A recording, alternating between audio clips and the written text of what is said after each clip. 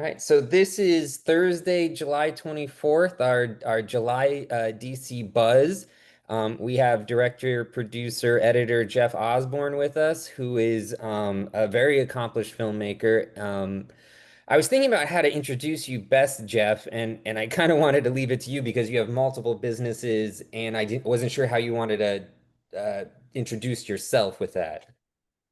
Sure, I'm pretty bad at that myself, even though I should be better. But yeah, I mean, I come from both a commercial and film background. I'd say most of my bread and butter comes on the commercial side.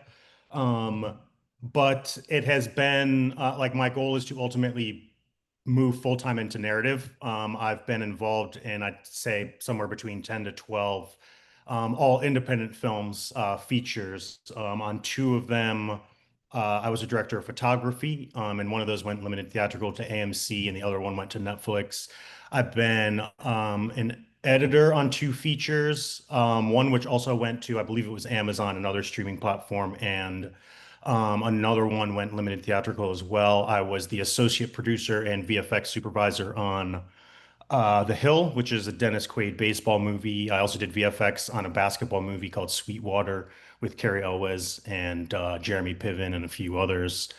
And in between, I've been post supervisor on a boxing movie, and I've done titles and various other things on other films as well. So yes, I've been in production for years, somewhere between 50 and 20, 15 and 20 at this point. And on the commercial side, I do a handful of directing, but I recently directed a short, which I guess I can officially call like my directorial debut on the narrative side, at least as a working professional. So.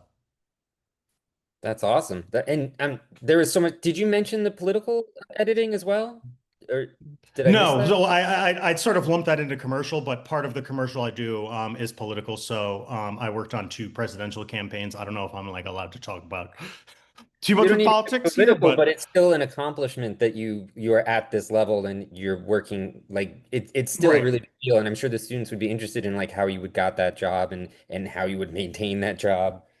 Um, right. Yeah, so I do political advertising, and most recently I worked on two presidential campaigns for first the Biden campaign and then the Harris campaign. And I do many gubernatorial, congressional races and things like that as well.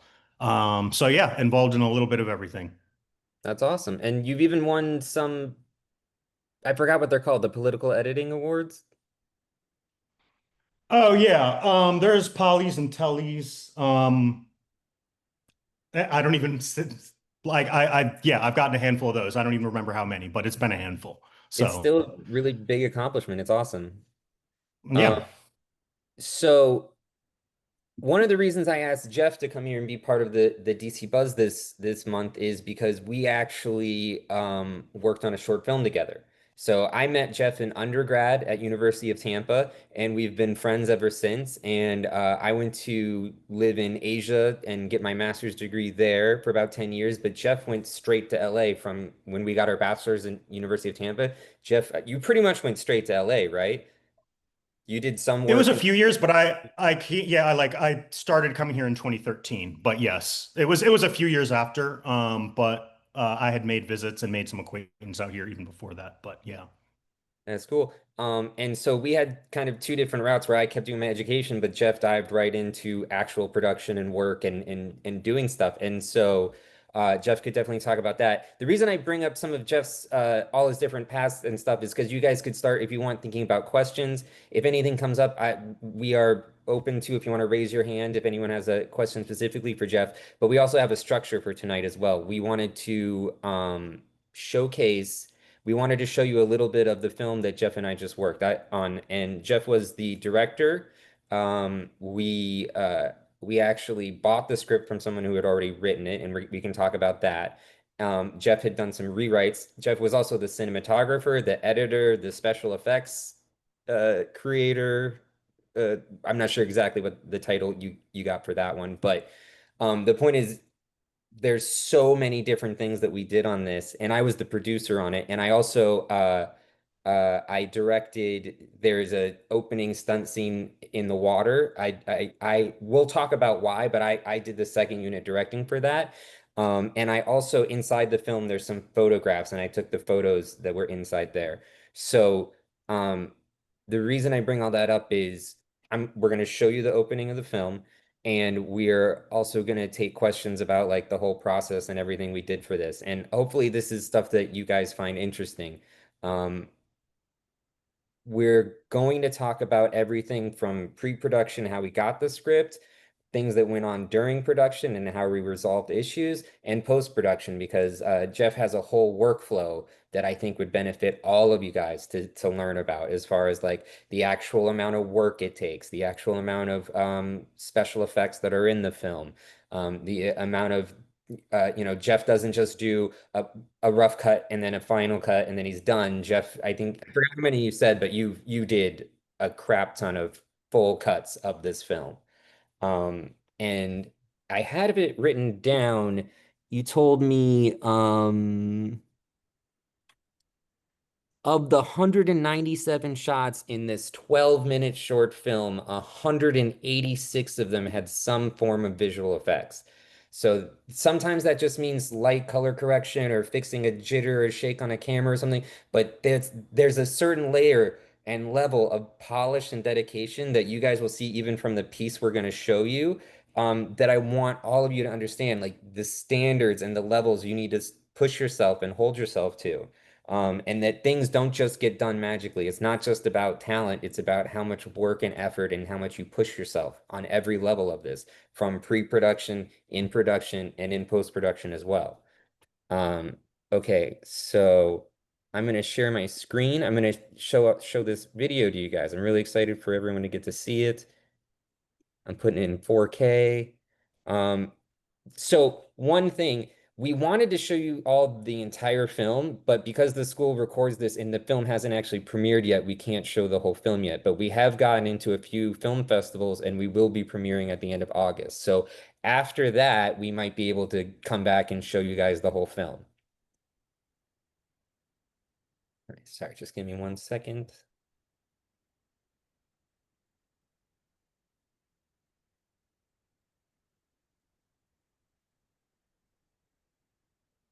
Probably should minimize all my open emails. Here we go. You guys seeing this full black screen? Is Yes. it, you could hear it? Was it working, Jeff? I heard it. Yeah. Okay, great. All right, everybody, please enjoy for a couple minutes.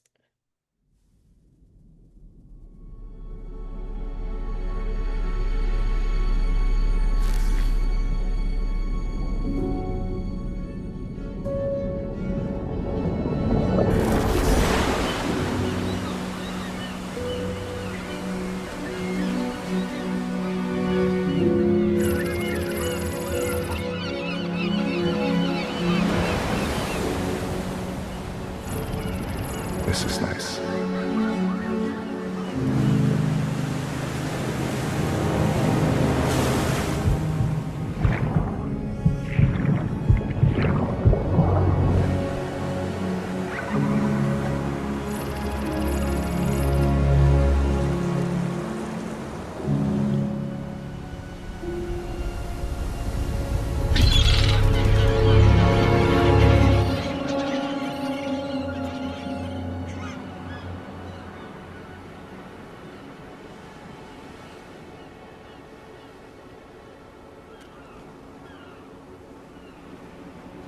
We'll stop for pizza on the way home. You want that? Yeah, What kind? pepperoni. Okay, baby. Can you tell Mama your Tradewinds logins? Can you tell Mama that? I won't tell anyone. Where's Dad? He had to go. Why? I don't know. Is he coming back? He wants to, honey. But he might not be able to. Why? Shh.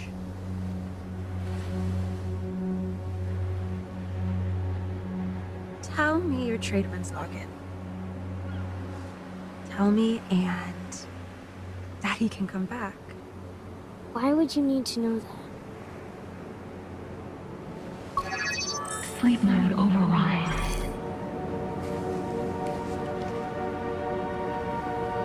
You're not well, honey. You're sick. I'm here to take care of you. Am I gonna be okay? Of course, honey. I'm here. Pause. Okay. I hope everybody enjoyed that little clip. But I wanted to bring it up until where the kid transitions into the adult so you guys could see that this is a sci-fi short film.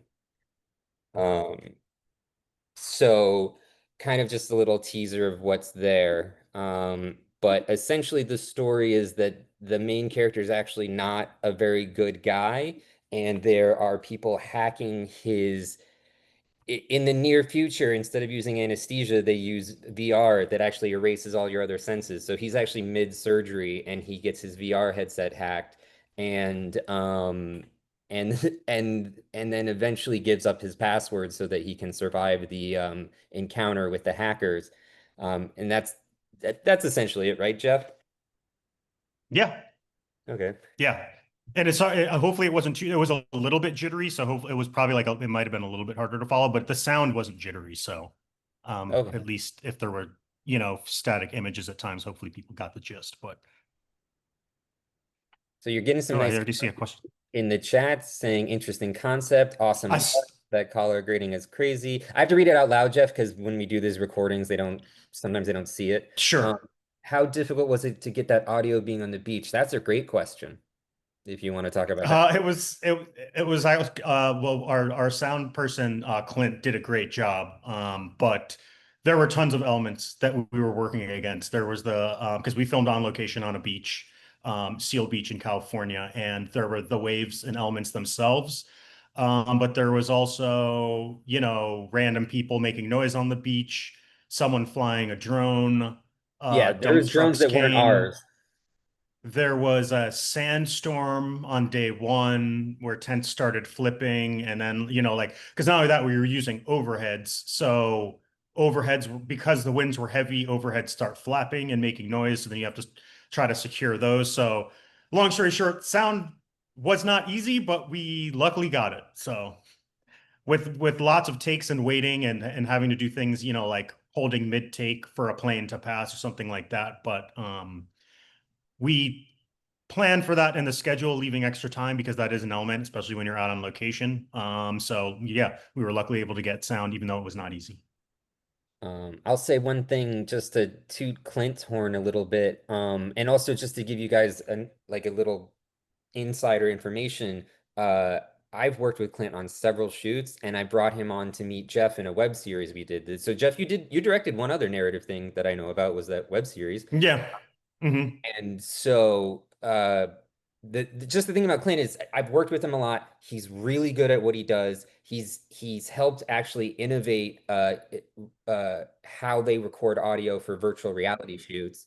And his sound person that he works with was just working on the new Pamela Anderson film and Dune 2 as the boom operator for the reshoots. So we met these guys when they were just starting, but we've worked with them on several projects, and that's something a lot of directors and producers do. Like when you get someone who's really good, you want to keep hiring them, you want to keep working them with them, you want to build those relationships because then they'll work with you as well and you'll be able to afford them and they'll work on their schedules with you. So Clinton and Yancy, the sound team, they're working on bigger feature films than Jeff and I have even been on. So it was nice of them to come back and help us for this. Sorry, that was a little sidetrack.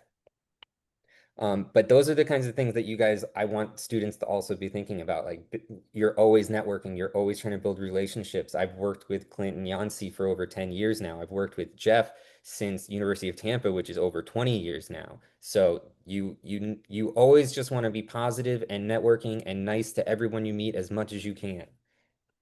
Um, yeah, we got Black Mirror vibes. That was definitely part of the goal.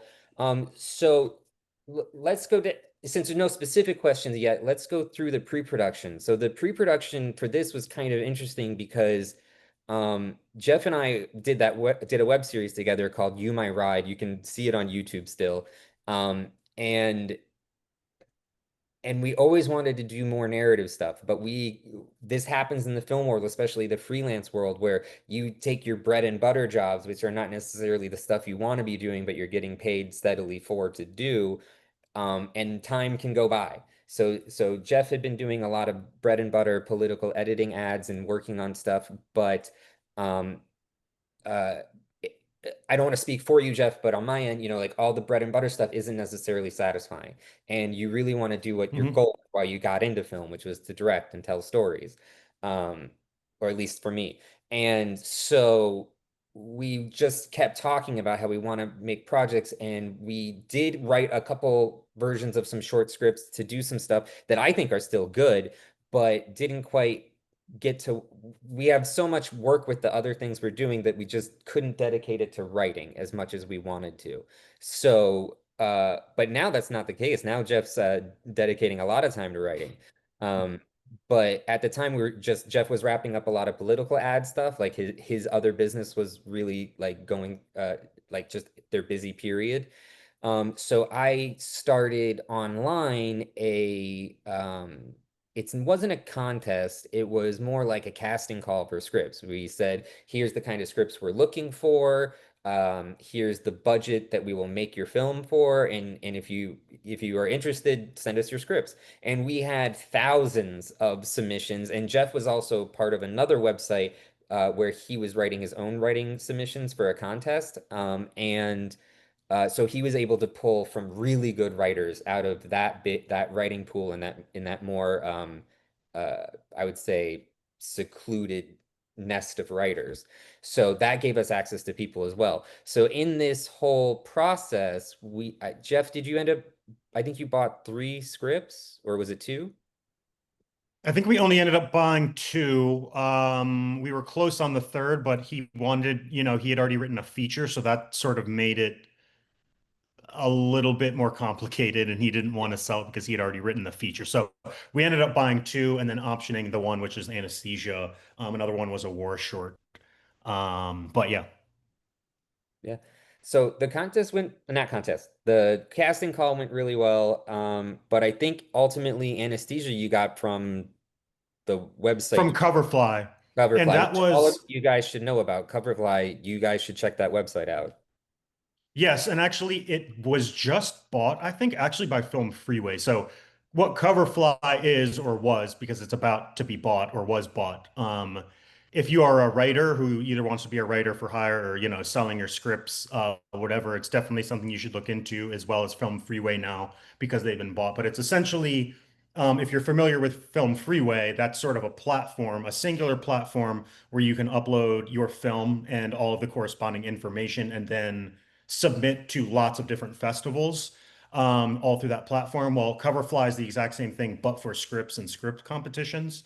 Um, and that's an opportunity to network and potentially get your script sold as well as the blacklist. The blacklist doesn't do short films, so that's why we didn't look for our Hmm. purposes. But the blacklist is another really important if you are an aspiring writer and want to sell your work, getting your work on there as well. But I'm sorry, not to get off track. Coverfly. So I had also written a pilot, which had done really well in the competitions on Coverfly. So I told Angelo, Coverfly already had a curated system where thousands of other people have already read these scripts and ranked them, because that's how it works. Like depending on how you do in these competitions, and if you win first or second or third, it gives you an overall ranking of how good your script is. So we just said, we're not really connecting with anything. There's tons of scripts. We sort of want to keep our time efficient. So we were like, let's just read all the best short scripts that Coverfly already rated as the top 1% of short films. So like it helped us be a little bit more efficient because again, it's a short, which is different than a feature, but it still takes time to read. I mean, it took, mostly Angelo and I like weeks and months. I mean, when you're reading a lot of scripts, it's a lot of work. So long story I think short, it we was ended up two choosing one months, from yeah. Coverfly. So yeah. And there was good ones from all of our avenues, but I think I read thousands of short scripts. Yeah, I'm still getting emails because of it. Even though there was a clear, like, we're only accepting scripts up to this date, I am still getting emails every week of, right. do you I'm want forgetting the to? one that my first choice was actually the one from your bucket, which I'm forgetting the name, but it was about like the cowboy and like the bounty hunter. Oh, yeah. Um, but yeah, that was the one who didn't want to part with it. So yeah. So once we had the script and okay, so here's something students might find interesting because we had to get an entertainment lawyer because we wanted to make sure we covered all of the rights to make sure, because we were buying this from an outside person we didn't know. We wanted to make sure that all their rights were protected and all our rights were protected. Um, and so do you want to talk at all about like how you found the lawyer and the process? Because most of the students Sh- wouldn't have even had that conversation. Sure. I'm honestly forgetting how I initially got in contact with my entertainment lawyer. I feel like there were some other contracts on the commercial side that I was already doing, so I'd already been in contact with her, and knew she could write entertainment contracts. So, I reached back out to her because I'd never done, yeah, like I'd never bought a screenplay before. So, I didn't know exactly what the standard terms and stipulations were. So that's when we went back to her, and she helped draft that. And then also as well, once we got into the casting side of things and went SAG, then we needed to have contracts that met the SAG requirements as well. So that's why we needed a lawyer as well. Yeah, and there's depending on what your budget is and all that, there might be certain tools like Rocket Lawyer and other things that might be cheaper alternatives to help. But definitely, even if you use one of those other third-party systems, have a real human being lawyer check it out before you send it out just to verify everything. So, and even platforms like Rocket Lawyer do have higher um, subscription Here. packages where you can talk to real lawyers as part of your subscription. So, That's great. And one of the other things we did is, um, as we were going through this process, because like Jeff mentioned, and we'll talk about it in more details about the SAG stuff, is we would gather questions for the lawyer because the lawyer costs a lot of money. So we don't want to be like calling every 5 minutes with one question. We'd gather a bunch of questions and send them in one clear email to make it the most efficient way for them to respond back and not charge us as much. Because it can add up. yes, definitely. Yes, definitely prepare everything before you speak to a lawyer because they charge by the hour and charged for everything, emails, calls, whatever it is. Um, yeah, you are getting billed for it. And as soon as you see that bill getting racked up from back and forth email chains and things like that, that's when you realize, oh, wow, I should be as efficient as possible when I'm communicating with lawyers. So, yeah. We got a couple questions stacking up. Mackenzie asked, did you scrim to block the sun? So earlier Jeff was mentioning rigging before, so that's what you were talking about, right? Yes, I used a 12 by highlight, so it wasn't a full-on scrim. I know some people do what's called a fly swatter and put an overhead, like a 12 by 12, like basically black. We did a 12 by highlight, which is basically like a diffuser. It's similar to a silk where it does heavy diffusion on the sun, but doesn't block it outright. And we And had it that basically allowed, once it was built, we could also move it around the beach and we would weigh it down so it wouldn't, because it acts as a sail once it's up. It's a huge sail, so you got to exactly. really lock it down, especially on an open beach, because that just the way that the landscape is with wind coming from the sea and it just being an open flat sand area, you have to be very careful about stuff like that. Um, and then also how I hope everyone paid attention to how Jeff just used a whole bunch of like cinematographer vernacular and industry terms because that's also how like when you guys get on sets, the cinematographer is going to just blast all of those words at you and expect you to know them and hope you go and do the right thing. So this is great opportunities to learn some of that stuff. And if you can PA on sets, that's a great way for you to also learn really good on-set vernacular without the same amount of pressure being put on you for getting it done. So it's great to just get a little bit of PA experience on sets instead of jumping straight into the deep end. Um, Jeff, were there any other cool grip or rig stuff? We had the special dolly, right? And then we had to get the tracks, and then we had to be careful because the tracks were on the sand. Yes, we did use a Chapman dolly. I didn't know how many, yeah, into the weeds you want me because like I know that there's the logistical question coming up, but yeah, we also used a Chapman Super Peewee dolly, which weighs about 300 pounds. So we needed a way to get that out to the beach and put it on track. So we actually had to lay plywood first, and then the track over the plywood, and then we used a gator to haul the dolly over. And that was actually a big thing where like we ended up actually renting unnecessary equipment because we knew we needed to get the dolly there, but we were unsure. So I remember, Angelo, we had gotten, there was something else. There was, it was something on like the moon wheels that we had, like like the beach wheels Yeah, that we had to we get never ended special up wheels. using. But so yeah, so anyways, that was another thing. I mean, we also used our own drone, which we didn't know at first, but when we got the permit, we didn't realize we were right next to a Navy base, which had strict rules with the FAA and the Department of Defense. So we had to get drone operators that are FAA certified and had to have all these other insurances and things like that, that basically they knew what they were doing next to a naval base, and could only stay, beneath a certain number of feet with the drone and things like that. We also had an underwater cinematographer who typically does, I mean, he does all the big like Planet Earth, Disney, National Geographic stuff. So this was a little interesting job for him. But yeah, that's the general gist of, I guess, cool things we learned. I'd say, in the grand scheme of things, I think it was actually a relatively simple lighting setup because we just kept the 12 by overhead up all day, and then I was just using a little bit of bounce and fill around the edges. So we basically had these 4 by reflectors um, and some small solids just for some negative fill. But it was based on some, like relative to other shoots I've done, it was actually a pretty simple lighting setup. Um, so yeah. Uh, I'm trying to. Were any of the stuff you sent me the lighting setup?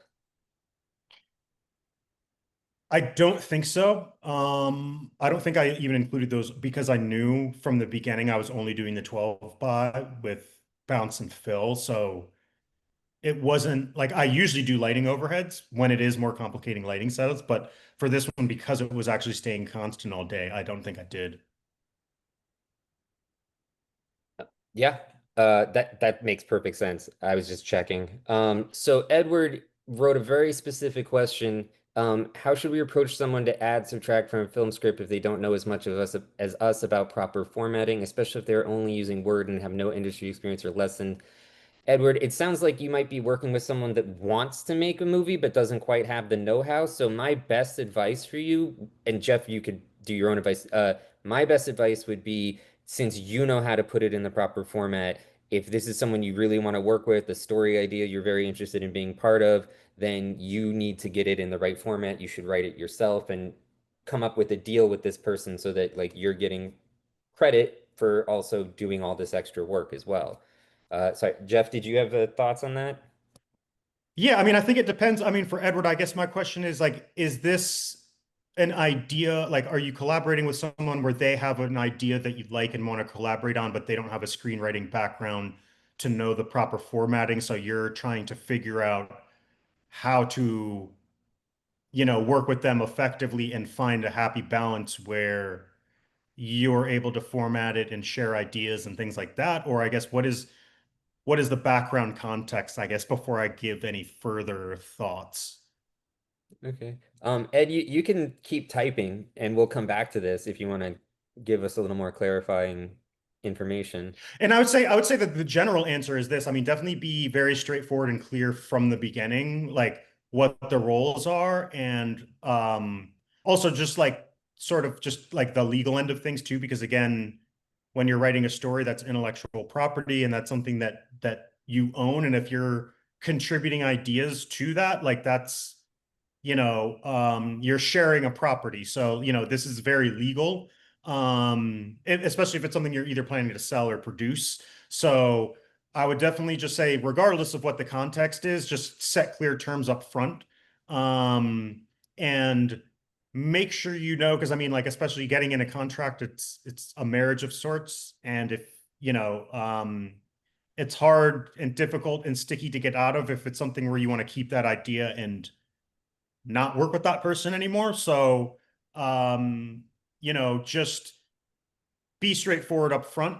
And hopefully like you're familiar enough with those person's strengths and weaknesses that you know how to work around that, I guess would be the short answer. I think that's a really good answer, and it covered a lot of bases. Mackenzie said, "Do you own the rights forever?" I think that was something specifically we wanted Yes, I from a do. payment lawyer. Yes, I do own the rights forever. Yes. It was important to us because the amount of time, energy, and money that Jeff was putting into this that it couldn't ever go off to someone else. Um, Well, and that eh, and yeah, because like, oh, sorry, go ahead, Angelo. I was going to say that's ultimately why there were a few other scripts we almost bought, but they didn't want to give us the full rights. Right.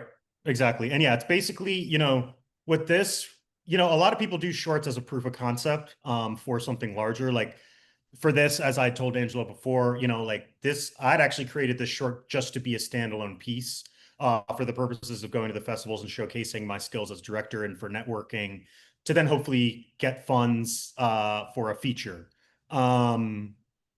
The only reason I wanted to retain rights is because even with shorts, once they go through festivals, you can still get deals with things like YouTube channels and other things like that that show shorts and will pay you.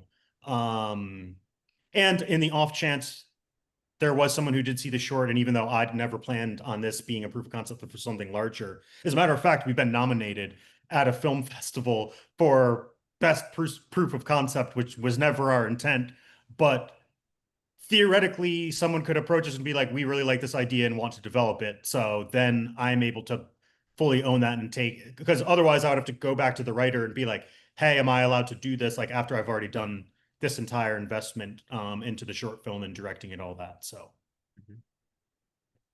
Um, there was one other part I wanted to mention. A lot of times when you get the rights to a script, there's a timer on it. So if you don't, usually it's like 2 years, I think, as the standard. If you buy the rights to the script and then don't make it within 2 years, it actually reverts back to the writer so they can try to sell it to someone who will make it. So and that's I, what an option is. yeah, so I do think we did have that option, but we made it right away, like pretty much as soon as we Exactly. got the contract. Yes. So usually when you buy a screenplay, you have to option it first, which essentially means that I walk up to Angelo, I want to buy his script, and I'm saying like, "Hey, Angelo, like I want to make this money," and he's like, "Cool," but like even if I have every intent of making that movie, I still need to raise the funds, hire the actors, produce it, make it, sell it, and all these things. So, you know, oftentimes it happens where someone buys a script and then they go out and cast it and fundraise for it, and then nothing ever happens, and the script is still sitting on the floor. So what an option does is protect Angelo, the writer, so that if I say I want to make it, but I never actually make it, he can't just hold the script hostage. Um, Historically, there have been studios, like I don't know if you guys have seen the actual series called The Studio, where Seth Rogen buys a script to purposely kill it. So like things like that can happen. But that's what options are there to protect from. So Jay Murray asked, what would you guys say the biggest obstacle was? I was thinking like I'm not like there might be a biggest obstacle in pre-production, production, and post. Like, what would you say the biggest obstacle was in pre-production? I would say biggest obstacle in pre-production. Obstacle I would maybe say is casting. Yeah, that's what I was thinking.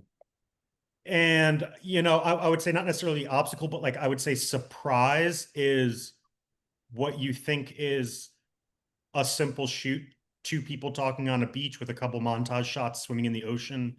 What that actually turns into when permitting it is involved, and then you involve SAG, and then I'm explaining to SAG that I want to put a 9-year-old into the ocean, and then like now that's what we're doing, and then all of the precautions. So like we ended up, by law needing like 7 lifeguards in the water, and because he's a child and it's a school day, we need to hire a set teacher.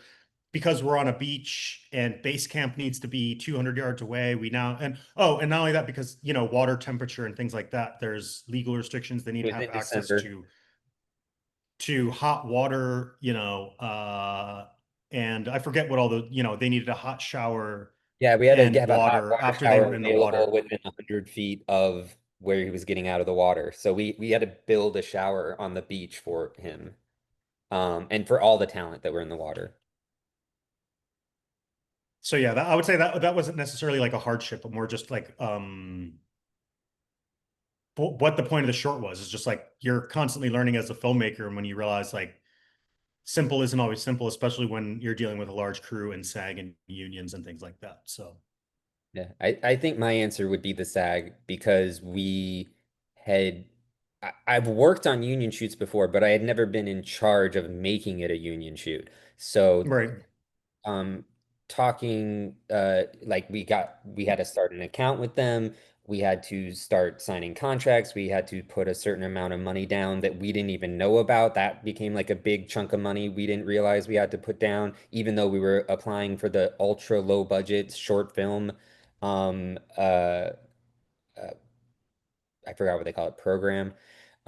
And not only did we have that big chunk of money we weren't expecting, they also insist that you use their payroll company, even though Jeff had his own payroll company and his own account manager and stuff. We had to suddenly pay for things we didn't realize. Jeff mentioned the seven lifeguards. Uh, just to clarify a little, what ended up happening with that is once we talked to SAG about the having the kid in the water, um, and we found out all the laws and the rules and everything that went with that, it turned out that the beach location insisted on hiring three specific lifeguards, but SAG itself said you have to have a certain kind of water film lifeguard. So we had a whole film stunt team in the water along with the lifeguards on the beach. Yeah, I do think it was a total of seven lifeguards for a 5 minute shot. And that was the other thing about the I think I mentioned earlier that we talk about why I needed to direct the water scene, even though this is just a short film. Logistically and budget wise, we only had the beach for 2 days. We were shooting in December, which means it's the two shortest days of the year. So we have the least amount of sunlight and we can only film during sunlight. We needed to prep an entire stunt team to do this 5 minute shot because the child legally was only allowed to be in the water for 5 minutes, whether we got the shot or not. No second takes. It was only one chance. So Jeff came up with a very cool plan where we were going to have two cameras on sticks on far ends of the beach. We were going to have a drone overhead, and we were going to have a camera underwater, and we are going to use all four at the same time.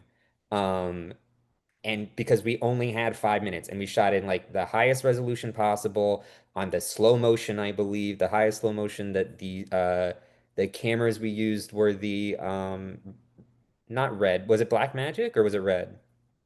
It was red Komodos. Red Komodos. Two And Komodo X's and one Komodo. And then the DJI Inspire 3 was the drone.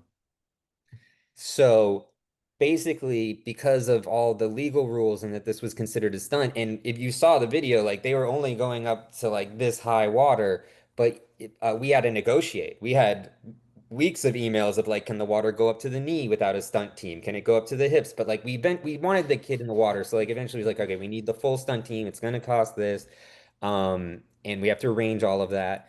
And so it just with how short the days were, it just made sense for me to be prepping this one specific shot that also had to be during golden hour.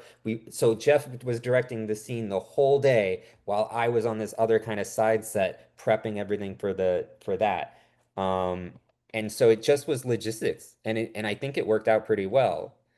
Um, and on the actual day, when we were actually doing it, I had like a bullhorn and I was like, because we only had 5 minutes, like the sound didn't matter. I was just yelling, like, swim over there, hug your dad, camera move over there. Like it was just like, we've got 5 minutes, everyone's got to do blah, blah, blah, blah. Like, so like the sound wasn't part of it at all. Any sound that happens in that opening, Jeff redesigned or shot some other way or re-recorded, because I was yelling through everything. Well, yeah, luckily we knew going in that it was MOS, so that, that was totally fine. And we had a 5 minute window, so and it came out great. So Um, yeah. so Lalani said if you're an aspiring scriptwriter, it's Coverfly the best. It would be hard for us to say whether it's the best, but it's very good. Yes, again, I would check up on the news because I believe they just got bought by Film Freeway, and I don't know if Coverfly is like becoming Film Freeway, but read into it and Coverfly and also the Blacklist. I would say Blacklist is the biggest and probably the best. It's the most renowned. A lot of industry people check for scripts on there. Ben Affleck bought Argo from Blacklist, and it won, I'm pretty sure, Best Picture. Um, so yeah. But Coverfly's another great one too. It's like Coke and Pepsi. I could never tell you, it's something great could happen from either one. Yeah, and they're not exclusive. You can be applying and sending your scripts. Exactly. Yeah, and you can do exactly, and you can send to both. Um, One thing I forgot to mention is so like Jeff talked about his pilot, but that is because Jeff that wrote this incredible pilot, it actually won the Titan contest on Coverfly, and he won $5,000, and he won meetings with some industry professionals. So like it was a pretty big deal. It was pretty cool to happen, and that 5,000 went into this movie, which was nice as well. And holy crap, I kind of lost what was my point here. The point, oh, the Coverfly is a really good website because you can actually win cash prizes, is what I was trying to get at. And on top of that, uh, it got the pilot in front of someone who could possibly make the pilot. So like it's also helping you network people. And like I'm not saying that's happening, but I'm just saying that like there's the cash prizes, but there's definitely a networking value to it. Like the fact that like people are reading and judging your scripts, and that if you win the contest, you actually get to meet with industry professionals about it. There's a lot of value to that. Um, And also, I would even add on too. I mean, even think about our scenario. Like we bought our script off of Coverfly, so John, the writer, we bought it from, had another one of his movies um produced. So, and I would even say too, like on that note too, like, if you're an aspiring director but not a writer, you know, I would also suggest going on these and looking, like I don't, if there's a particular genre you're into or something like that, is being proactive and trying to find scripts that way as a director's, and trying to attach yourself to that script potentially. So yeah. Um, Dre asked about the special equipment used for the water scenes, and it reminded me recently because Jeff was working on the website for this film.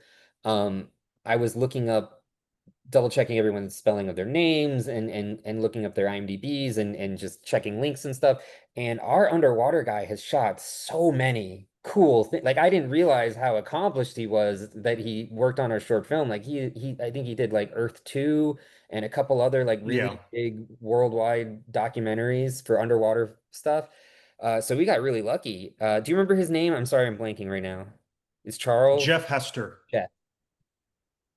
And actually, so to answer that question, I don't actually know. That's, Jeff Hester is the underwater professional. I know he uses some kind of underwater housing, um, one that specifically fit a Red Komodo X, because I wanted to have it all be in the same profile. So I don't know what the exact model of underwater housing he used is, but I know that it was because, I knew that he had an underwater housing that could house the Komodo X with the lens package we had. And as Angelo said, he's a very accomplished underwater cinematographer. So I just left it up to his expertise.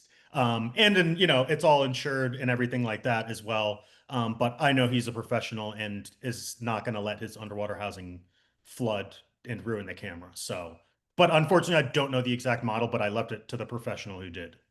Yeah. So that's part of the thing is we hired people we knew we could trust. And also communicating ahead of time. So once Jeff hired Jeff Hester, and I knew I was shooting this beach scene, I was suddenly in contact with Jeff Hester. So I was emailing him a bunch of stuff. I was showing him the storyboards we were working on. Just keeping communication open so that the actual shoot day would go as smooth as possible. Riley said, where can you intern for incoming DC? Riley, did you mean I'm not sure what you meant by DC. Digital cinematographers. Oh, okay. Yeah.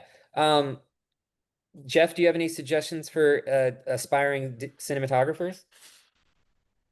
To intern, I couldn't think of any because it's like no company, I guess, really. Go ahead, Angelo. I was going to say, in this case, it's more like PA, like a camera PA. Yeah, I would say that if there's cinematographers that you like that are in your area, contacting them and shadowing them, PAing for them, working for them, seeing how they work. As Angelo mentioned before, and again, this is not like you learn a lot in school too, but as far as just being on set and like learning things like the lingo, and I can't even, it's just a lot of little things, but a lot of necessary things like being on set is such an incredible education. And whatever position you want to be on set, I do suggest PAing that first so that you have little to no response. I don't want to say no responsibility, but it gives you an opportunity to look around and just observe everything that's happening at the same time and definitely soak it in like a sponge. Listen to the things they're saying. Don't be afraid to ask people questions as long as it's appropriate, like at lunch or something like that, and not while they're rolling.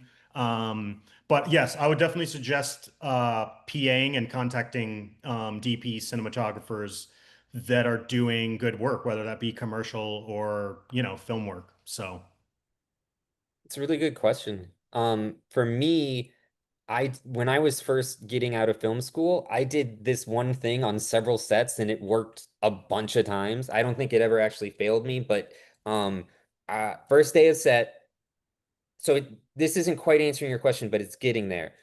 Most of the time in my experience, at least when you're first starting, you're not getting camera PA. You're getting just general PA. You're just showing up on this set and right. generally help things. So that's really great to learn about everything and figure out what positions look most interesting to you, what you'd want to dive into. As a general PA, what I would do on day one of every film set, I would walk up to the keys of the department that I wanted to be part of, and I would say, "Hi, my name's Angelo Perino. I'm a PA. I just want you to know that I'm really interested in what you do. I don't want to bother you, but if you ever see me not busy and you need something, please ask me to help you. I'd love to." And I just walk away. Like I wouldn't bother them. I wouldn't make anything happen. But normally, this happened several films in a row. By midday of the first day, they'd be like, "Oh, that's Angelo. He said he knows camera stuff." And I would also mention that, be like, "Hey, like I really know, like I'm not just a PA. I actually went to digital cinematography school. Like you can say you guys have a specific digital cinematography degree." So like you mentioned what you're really into. And but invariably for me, maybe it's just luck, but by midday of every one of these films, they'd go, "Hey, that's Angelo. We need an extra hand over here." And once you get that, once your foot is in, and they're like, even that extra hand, most of the time, I'm gonna be honest, it's moving boxes that are closed, but they just have a bunch of super heavy boxes and they have the most time pressure out of any other department. So it's, hey, we just need all hands on deck. We need some help. But if you can safely and professionally carry those boxes and have a good attitude and just keep helping them when you need it, you will get on the camera team. They'll be like, "Hey, we need an extra hand. Can Angelo be the camera PA?" And that happened to me for my first 3 features. And those all led to more jobs but you can't just be lazy once you get that. You got to work as hard as you can, and it will lead to more and more. They'll just keep wanting you around. Sorry, that was a little tangent, Jeff. I wanted to stay on your film, but No, no worries. I hope that that helps. Um, uh, so before we dive into more questions, let's talk a little bit more about your film. Um, so what was it like working with a casting director for the first time?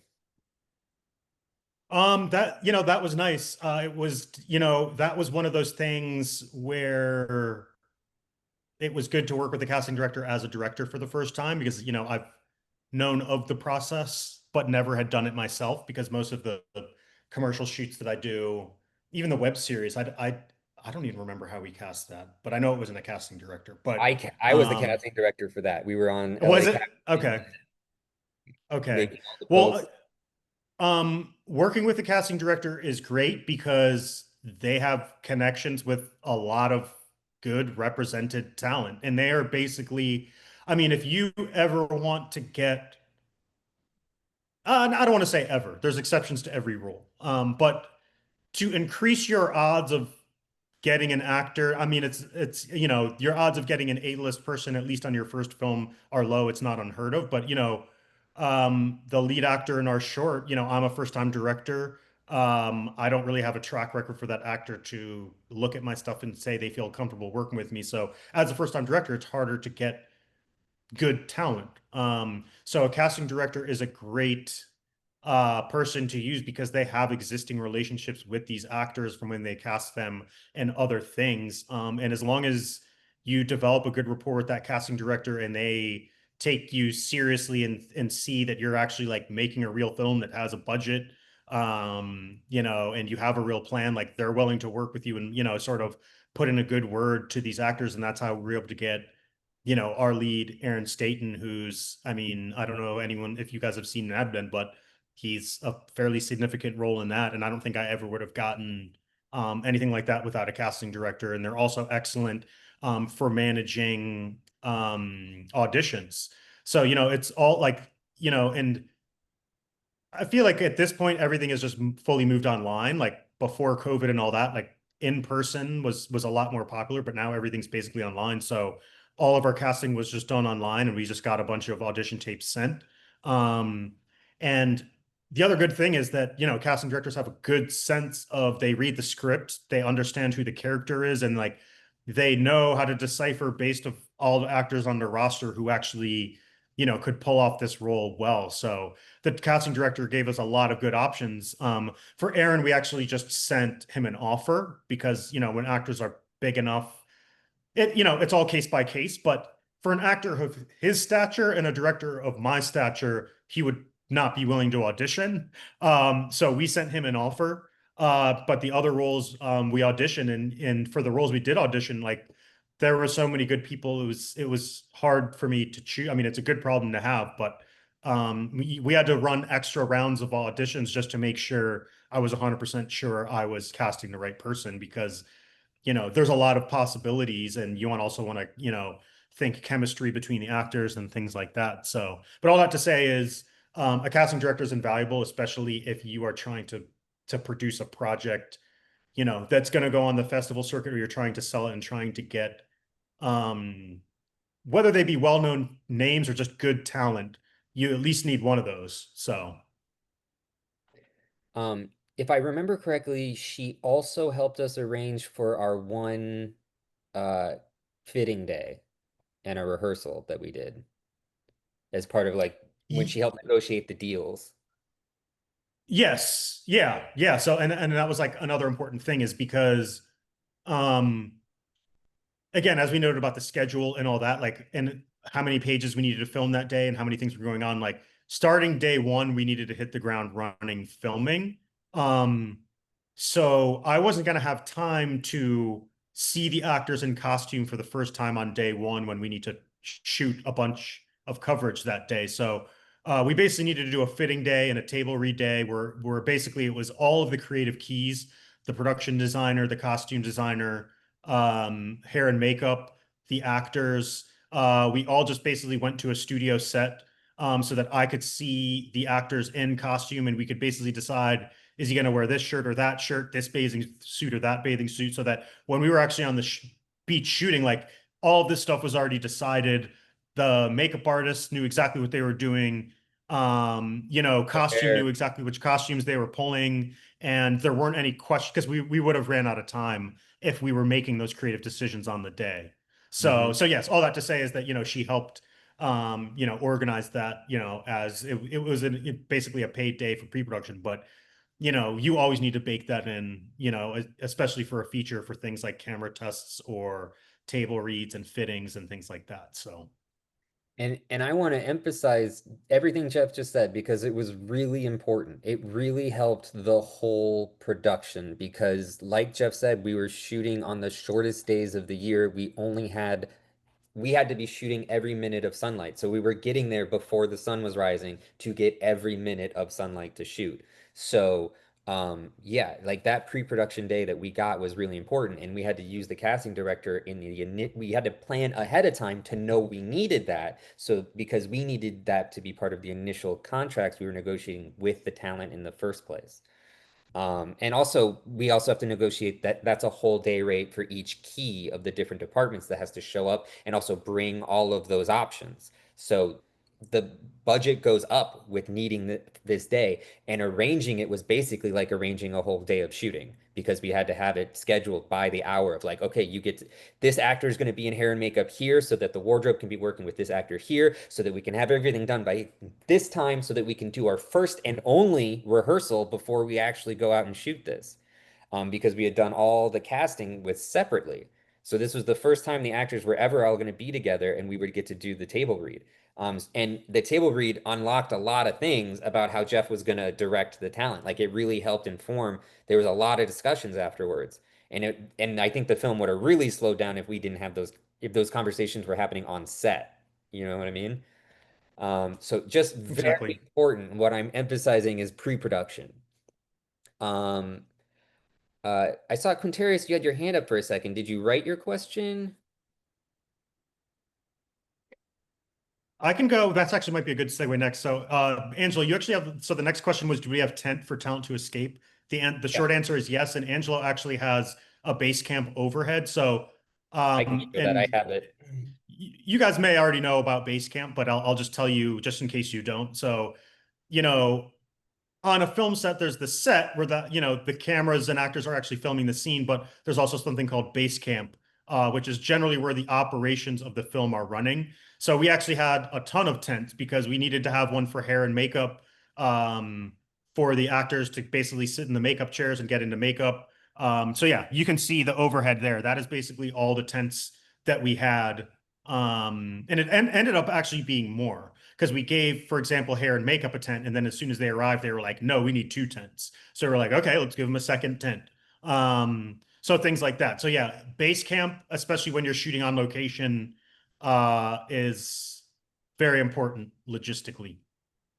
And so we had a location manager, and we used him to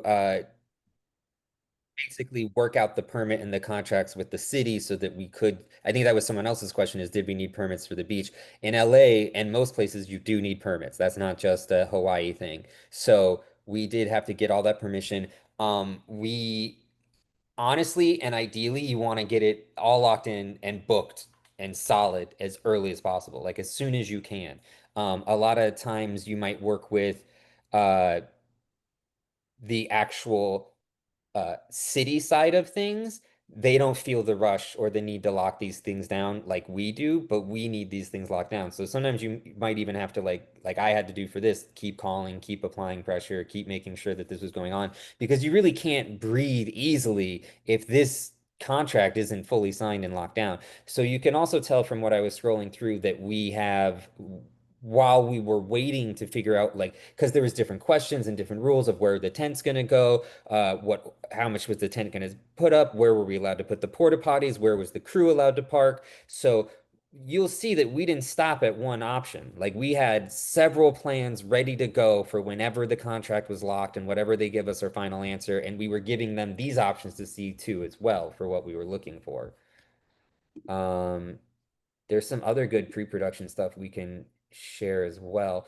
One thing Jeff did as well, he didn't just wait for his keys to show what they thought the film should be. So even as we were looking and also auditioning and hiring the keys for the different departments, Jeff had already worked on lookbooks of how he wanted the film to look. So this is a form of communication. This is a very professional and polished form of communication. And these lookbooks didn't just help the specific keys that he was talking to, it helped everyone who got to look at this to understand what the goal and what we're trying to make here and get an overall feeling for everything. So look at these details, look at this polish. And Jeff, what program do you use to set up all these photo collages? I did this in Photoshop just because I'm a little bit, but there's other platforms, but Photoshop's a great one. There But Illustrator there's a for few something? other. Yeah, there's Illustrator. I believe there's an. I'm not familiar with it because I've never used it just because I'm a Adobe Cloud user, but I believe it's called Figma is like another pretty popular design one. There's even in passing again, I've never used this before either, but in passing on social media, I've seen like basically companies where you can just ingest the photos and it'll use like AI or something to basically format it to look like a professional presentation where we could do everything from, storyboards to lookbooks to pitch decks and things like that. So, but yeah, I just do it custom from Photoshop just because I have history of using Photoshop on the commercial side. I'm familiar with it. So yeah. Yeah. And if you guys see, like, it's not just the pictures, he's also writing descriptions and how he feels about these things and why they're there. And you'll see, like, Mother got a nice chunk because she's like a main lead of the story. And you can see how these references, when once we talk to Laura, our set designer, and Angela, our costume designer, you can see how this all came through. And even Amanda, our hair and makeup person, you can see like they had conversations with Jeff. They all use this material, and it all shines through in the film.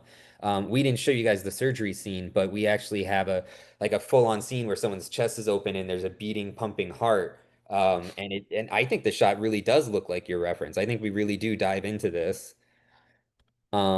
Later in the film, there's also, I mentioned the still photography that's inside the film. So this was reference for me. So like I was the photographer in the film taking these photos. So Jeff was also speaking directly to me for any of the references for the water stuff as well.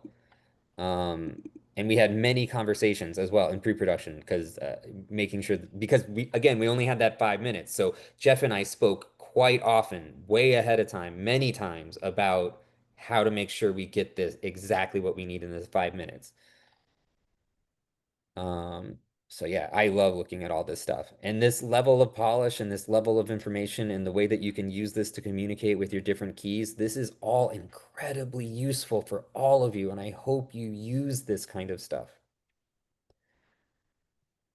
Let's look at this last one. This is for design. So, and then Jeff, the other thing is Jeff didn't just make one and give it to everybody. There was some deviations. There was polish. You didn't just stop at one thing. So this one specifically more about production design.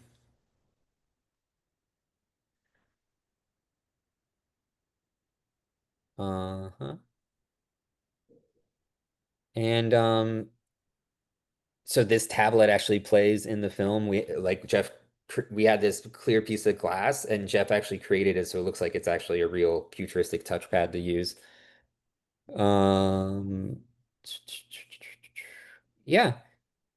Uh, this was when you guys do eventually get to see the full version of the film, you'll see that there is a sci-fi element of the VR as well. I just want to throw out there that Jeff actually created that in 3D in post. So like the guy was actually laying there without anything on his head, and Jeff and his brother created that 3D element. Came out really cool. Um, let's see. I think there was some more. It wasn't just this page though. I think you shared some more. Let's check out your storyboards. Uh-oh. Oh, that it's probably just too big that it won't yeah, you might just need to download it. Okay. And I see the questions are stacking up, guys. We'll finish the pre-production part of this, and then we'll go through some questions, and then I want to talk about some production, and then we'll go through some questions, and then we'll finish up with post-production, and we'll go through some more questions. And so this is scheduled to end in about an hour. We'll definitely be able to fill in that hour. I think Jeff mentioned that we could stay a little bit longer if students had more questions. So this is for your pilot, right? Yes. And So your this is a pitch deck that was related to the pilot script that I wrote that was the top 1% on Coverfly and I won the contest for. A pitch deck is something, if you're trying to package or sell basically anything, I mean, even including a short, pitch decks are standard in sort of what it's expected. And essentially what it is, it's an illustrated, you want to make it look like a magazine. Like it's picture that, these are either executives or agents or actors who see 100 of these cross their desk every day. And what you're trying to do is catch their attention and tell them as short and concise and as interestingly as possible. Here's what my short or feature or series is about.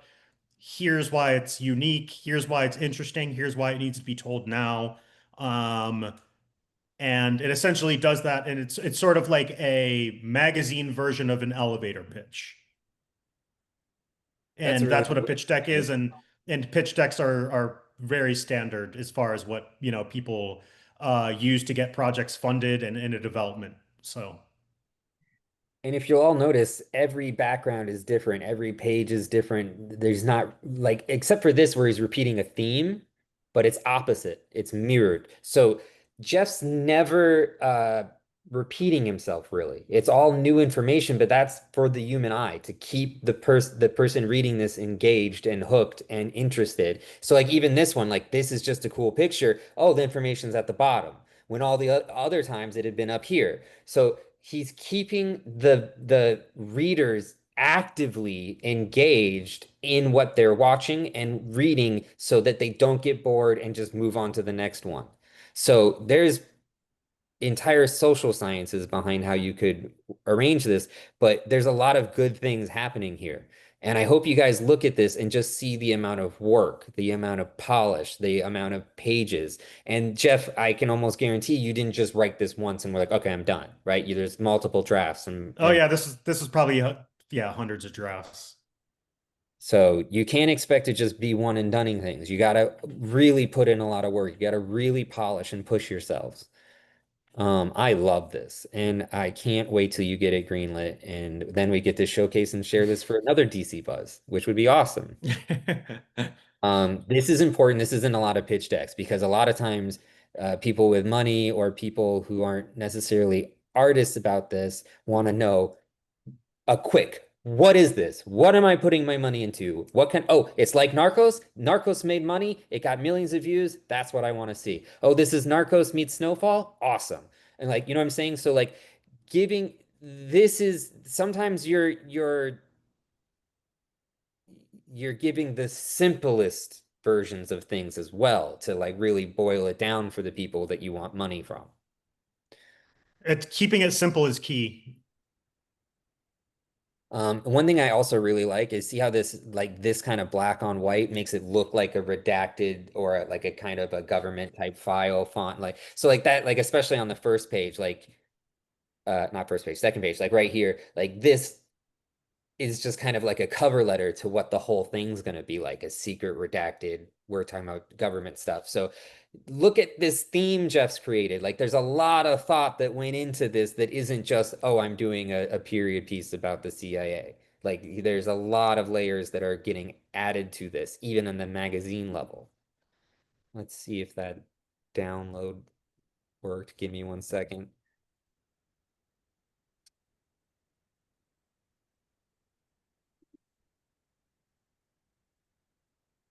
Oh, it's like a shot list. Okay. And storyboard. So we can Okay. talk about the Barbies at some, well, I guess we'll wait till production to talk about that. But or no, I guess that would be pre-production That's would be good production. Barbies. Yeah. Okay, Jeff, do you want to tell them what they're seeing now? So this was just my shot list and storyboard. Which, based on the schedule, I sort of needed to reverse engineer the shot list and be like, okay, well, if we're gonna have 2 hours to shoot this scene, and another logistical thing about this location is the beach was massive. Um, so much so that we actually had to do a mini move on the beach in order to get our coverage. So hopefully I'm not going to lose people here, but essentially, um, the area of the beach of the sand was so large that if we were close to the houses, like you'll see in the backdrop that one angle we're facing the houses. If we were to actually reverse the camera on that and the beach, like the water would have been so far away, we wouldn't have been able to see it. It would have just looked like we were in a desert.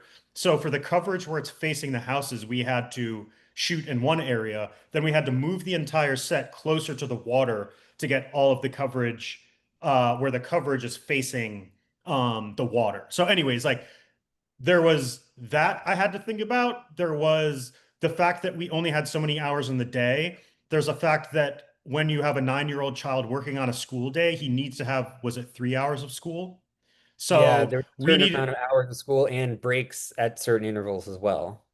so we needed to plan our shot list and logistics around all these different moving parts like that. So a lot of people like to storyboard, and as long as you have the budget to do that, great. But sometimes you just have to reverse engineer based on here's how much time I have for this scene, and I can get coverage A, B, and C. I should also note that for our principal, because again, our time was so short, we were actually shooting two cameras. Most of it was shot reverse shot so that we were actually just getting complete scene coverage at once and didn't have to, shoot Michael on one side, hit cut, and then reverse and do Mother on the other. It was actually happening simultaneously just because there was so much coverage to get and so little time to do it. So that's why I needed to create the shot list. And then I also did the storyboard as well based off that shot list, which again, I haven't used them and it seemed to actually take more work. But there's AI storyboarding platforms where you can apparently just sort of like basically put in prompts that will help you storyboard it. It might be great. I've never really dove into it, but ultimately I did it the old-fashioned way that I knew. And I'm a terrible drawer, like especially like under like when you have to do this many things. So I just ended up buying some Barbies on Amazon and using them as my subject. I just shot this on my iPhone to just get the general gist of what the shots were going to be. And do you guys see how we're using the alphanumeric system? Sorry, numeric alpha system. So it's the 1A, 1B, 2A, 2B, and you'll see A cam covering these same shots and B cam very clear. And then you will be able to match these shots directly to in here. So you have your list that will always coincide and perfectly match this as well. So you have it written down and a visual cue of what it could look like. And this is important for Jeff to understand because he's the director and the cinematographer. But in other circumstances, you're also you need to be able to explain this to a separate cinematographer. A lot of you will be directing and working with a cinematographer. So that kind of communication and this kind of paperwork really helps with that. Jeff was working, I think, with you had two camera operators, right? So Yep, you had to give this information to them ahead of time as well and communicate and make sure every part of this was clear, right? For your even for op exactly. Yeah. and I know that you ultimately you wanted to get this to them as soon as you could, right? Like you want them to have this Hmm. information for like the longest period of time that they can absorb it. Yes, I actually got it to him, I think, later than I would have liked, just because there's never enough time in pre-production, it feels like. But yes, getting this stuff, over to your camera department sooner rather than later helps them sort of know what the plan is. You guys are sort of getting more sense of the story. Oh, you use Photoshop for this one? Yes. So we did do some overheads. Cool. I saw all this stuff at the time, but it's been a few months and we went through Right. a lot. Right. Yeah, okay, so this part I'm remembering. This is the part I was focusing on. So this was Jeff had pre-planned ideas for this is even before we knew all the specific rules about the kid only being in the water for 5 minutes. We still were planning on this being super tight. Um, and so you guys can kind of see that we have our underwater camera here. There was plans for us to have algae we actually brought in. Like our set designer actually had these boards and created all this extra algae because the idea is we wanted the camera to go swim through it and then reveal the father and son. But the water ended up being so murky, it just didn't matter with the plants. We just went for the cleanest shot we could. But that's on the set. That's like things can change and happen. You have to be ready to adapt to them. And then down here is the explanation for like a key. So that's also really good and important. Um, uh, yeah, so all of this stuff is working out great. I actually went to Jeff's pool area and I helped him with these ones on the water. Um, but I think that was part of important too, because I was going to be the one shooting this stuff. So I was working on this and me understanding it as well as possible ahead of time was really good. So this is more talking about the drone flight and pass, working on making sure we get these specific, we want these two shots with the, son and father together, working on ideas for how they could play, but we got a few shots before they get in the water, so that didn't count as the 5 minutes. This is like a specific shot we wanted to make sure the drone got. Yeah, I think this was the original algae idea.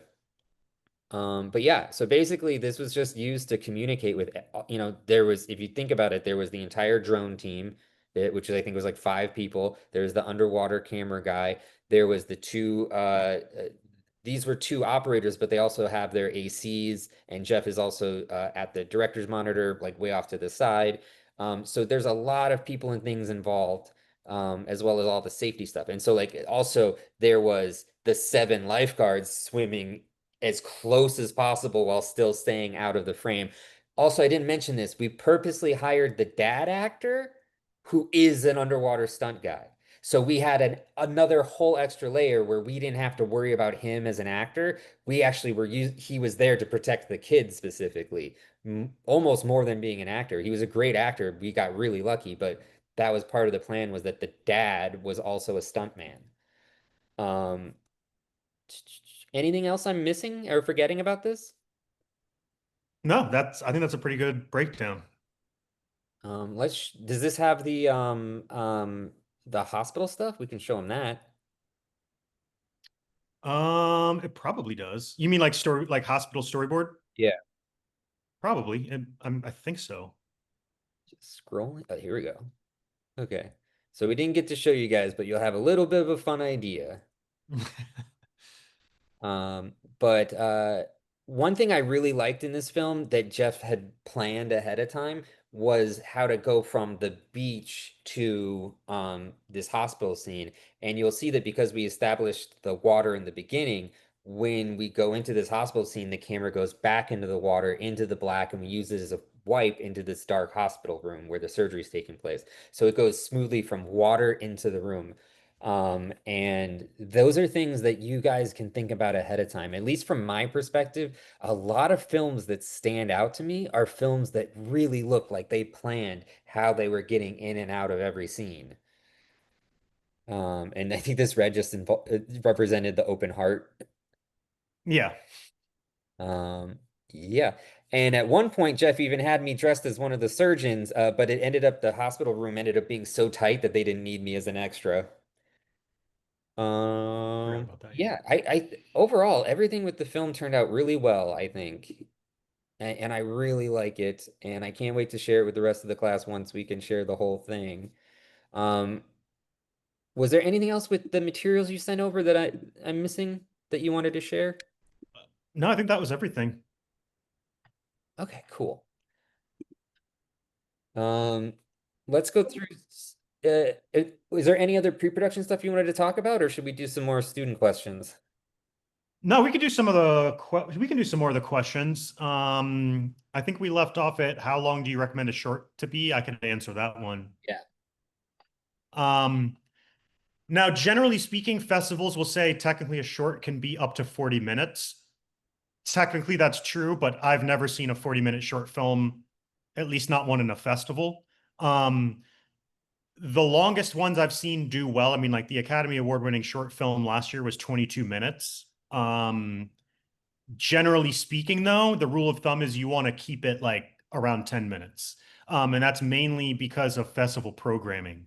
Um, you know, most of these times that's either going to be a shorts block, which means they're just showing somewhere between 6 to 8 to 10 short films, or sometimes they'll show a short film before a feature. So just for a lot of reasons, for programming reasons, you want to have a short film. And now and just also thinking about your chances of being accepted, like, um, obviously you always want to strive to make the best possible film, but if the festival programmers are debating between a 20-minute short film that's pretty good or 2 10-minute short films that are pretty good, they'll probably choose the 2 short films, like the shorter ones. So generally speaking, I'd say keep it around 10. It could be up to 20 if it's something really more involved, but I mean, really only make it that long if it's a complex story or something like that. And I would highly not suggest anything over 20, but again, festivals can accept up to 40 minutes. So you can really do whatever you want. And I'm only speaking based on my own experience, and I'm only one person. Um, there's lots of different ways to do things, but that would be my suggestion. Jeff said everything I would have said. Like in general, you want to keep it as short as possible. because of festival programming. The shorter it is, the more likely they can fit you in their limited time space. Wilfredo said, "Why would someone buy it to kill it?" That was a specific for like in this show, the studio. I don't want to give spoilers, but it's because they have a competing film. It's because if if this film came out at the same time as the other film, it would really have hurt the other film. So Yeah, that's that's more so just like more cutthroat business tactics of wanting to take out your competition. So, but I mean, again, that's only something that's doesn't happen that often. And if it is, it's going to be like on a major studio level. And yeah. So this is kind of long, but Edward said, "Yes, that's right, Jeff. They approached me to make a film like they had an idea script for. I liked the idea and kind of accepted the deal, but when I saw one of the versions of the script, I saw they had everything aligned left. They had lots of fluff added in several areas. He had a lot of tell, not show in the script. Mm. Um, so this kind of goes with I think what Jeff and I were guessing was going on. So if you are going to go on board, if you are going to be part of this, then you should talk to them about like, okay, well, here's the level of standards I need this to be. We got to rework this script. We in order for everything to go better. And uh, you know, there's a lot of different sayings about this in the film world, but ultimately you can't make a bad script good. You can only make a bad script okay. If you're starting at bad, you can't just be like, we'll fix it in post. It doesn't work that way. It will still be a bad script no matter how hard you try to beat it. So my best advice if you're in this situation is get that script in the right format and start polishing it and show them what it should be and give them the best version of it, which will make you look good and make the film stronger. Jeff, did you have a other thought on that? The only other thing I'm reading, like just reading your follow-up response, Edward, is yeah, I mean, like especially if you know, a person is like not doing well on the money side of things, I would be very weary of entering any sort of business relationship with that because yeah, I mean, if you know, with tendencies like that, you know, it usually never gets better. You know, all of it's funny, like of all the years that I've worked on stuff, like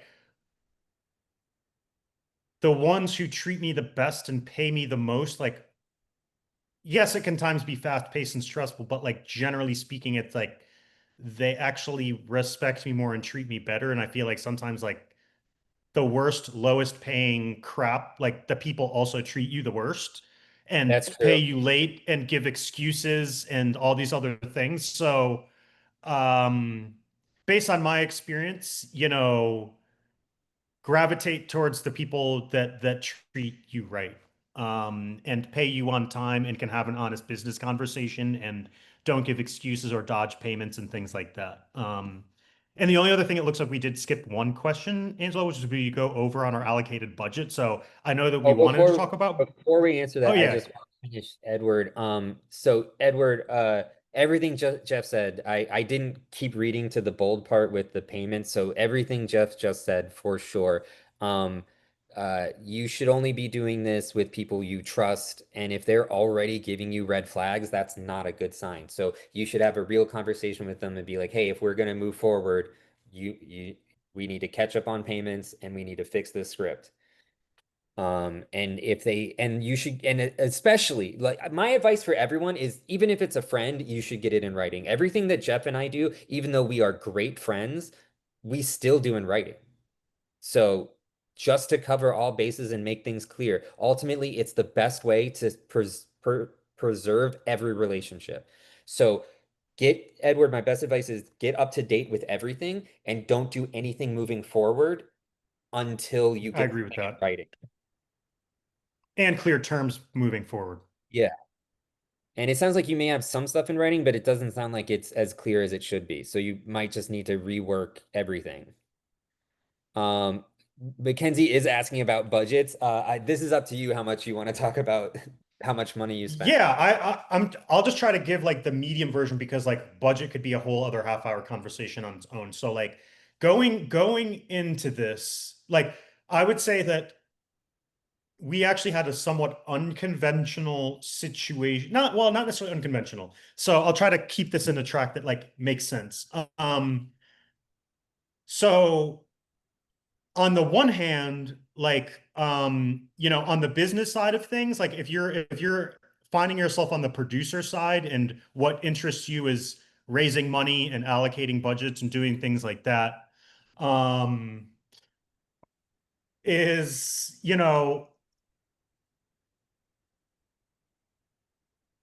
I guess I should say, like, so the start of this project, me and Angela wanted to start, I guess, something bigger. And we knew that there was a lot, or at least me, not necessarily Angela, but I knew that there was a lot I didn't know in producing my whole film. Like, again, I'd been on many film sets. I've been a post producer. I've been an associate producer. I've seen budgets of other films. I understand how they're allocated to the various departments and things like that. But, you know, this was the first time where like I was actually, Angela was the producer, but I was like involved in the producer as the executive producer, and sort of being involved in every step because I am trying to build, like I'm essentially just trying to produce my own feature. Like I'm 38 and hadn't made my first feature because I was waiting for a phone call. And, sort of finally I was like, if this is going to happen, I'm just going to go do it. So I'm taking that same sort of mentality um, into the short was really just because I wanted to do a run through as a director working with a full-blown crew, which isn't necessarily what I would recommend other people do, especially if they want to do something low budget. But I was more thinking of this film as a long-term investment for networking and creating new relationships because I think it's one thing to be passionate about directing and wanting to be a good director, but it's very important if you plan to make features or shows or anything where you're going to have a full blown crew and sell it in the market and it's going to go theatrical or streaming is working with large crews. I mean, it's more than just directing the actors, like as Angela showed you before, like it's learning how to work with all of your creative keys and understanding how to communicate with them, how you want the clothes to look, and what type of beach chair you want to be sitting on, and speaking to,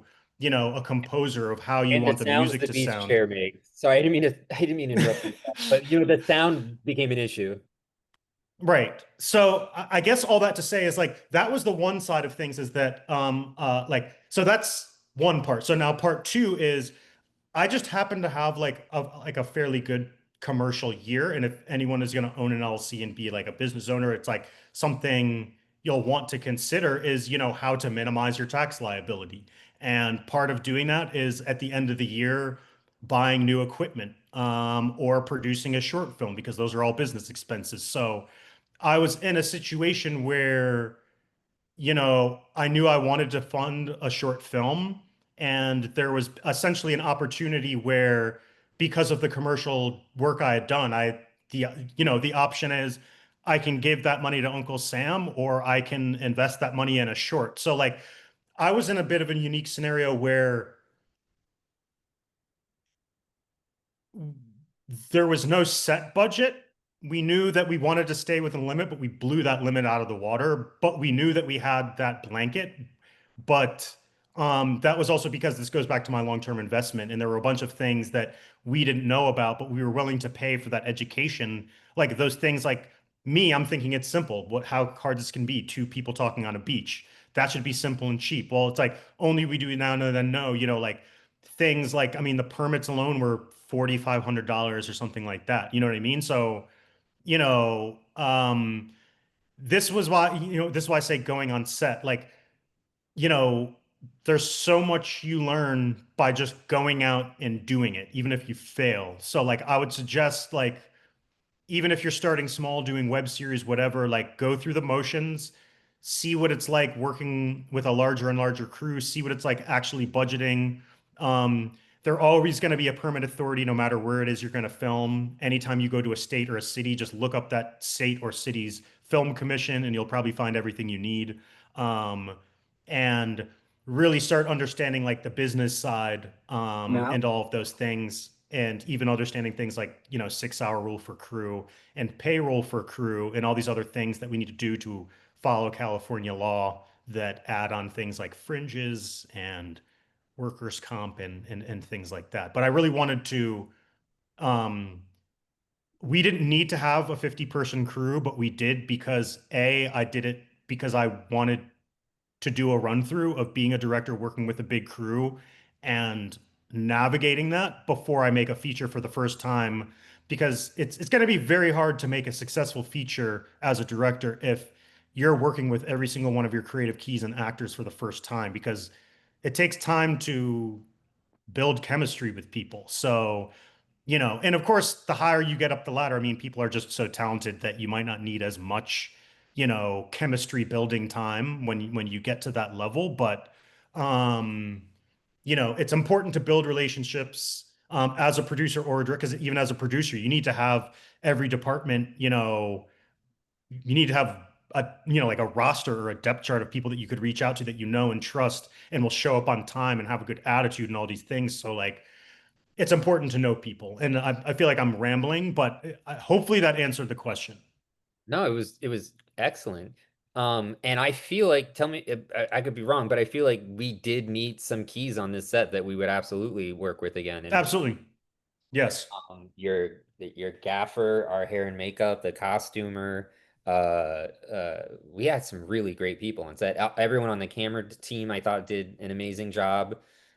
And the next thing, not the very next thing coming up in the text, but you'll see Randy Baker. I've told you about before, Jeff. He is a teacher at school. He's one of the most knowledgeable cinematographers ever. And he had a great idea that the students could go to camera rental companies, and that's another good place to Oh, get it. yes. Yeah. Yes, that isn't everywhere, but I know like a lot of people I know who have worked their way up actually started working at Panavision. I know there's not a Panavision everywhere, but a lot of cities do have camera rental houses, grip and electric camera houses, um, which you can then learn a lot about the equipment, and you can even network from the people who come through there to rent cameras or equipment. Um, So so yeah. speaking of that networking, when Jeff and I, on several shoots, we met a guy who worked at Panavision and became friends with him. And we would just hire him as our AC. And if we hired him as the AC, he would just come with like his discount level. Like he could basically check out Panavision lenses almost for free. So that was kind of like a way for, I'm bringing this up as students. If you get these jobs, you can use your discount or your connections to also make yourself a more valuable hire, like this guy did. So we were hiring him maybe when he had less experience, but this access to gear he had, we were bringing him on all our sets. He was learning all sorts of stuff. We had him on the web series, we had him on music videos, we had him on commercials we shot. And now he's a DP, right? He's doing stuff on his own. So that's a Yeah. a good stepping stone for him. Yeah. And I Uh, just noticed this above, which is a pretty quick answer. So I just went with Komodo.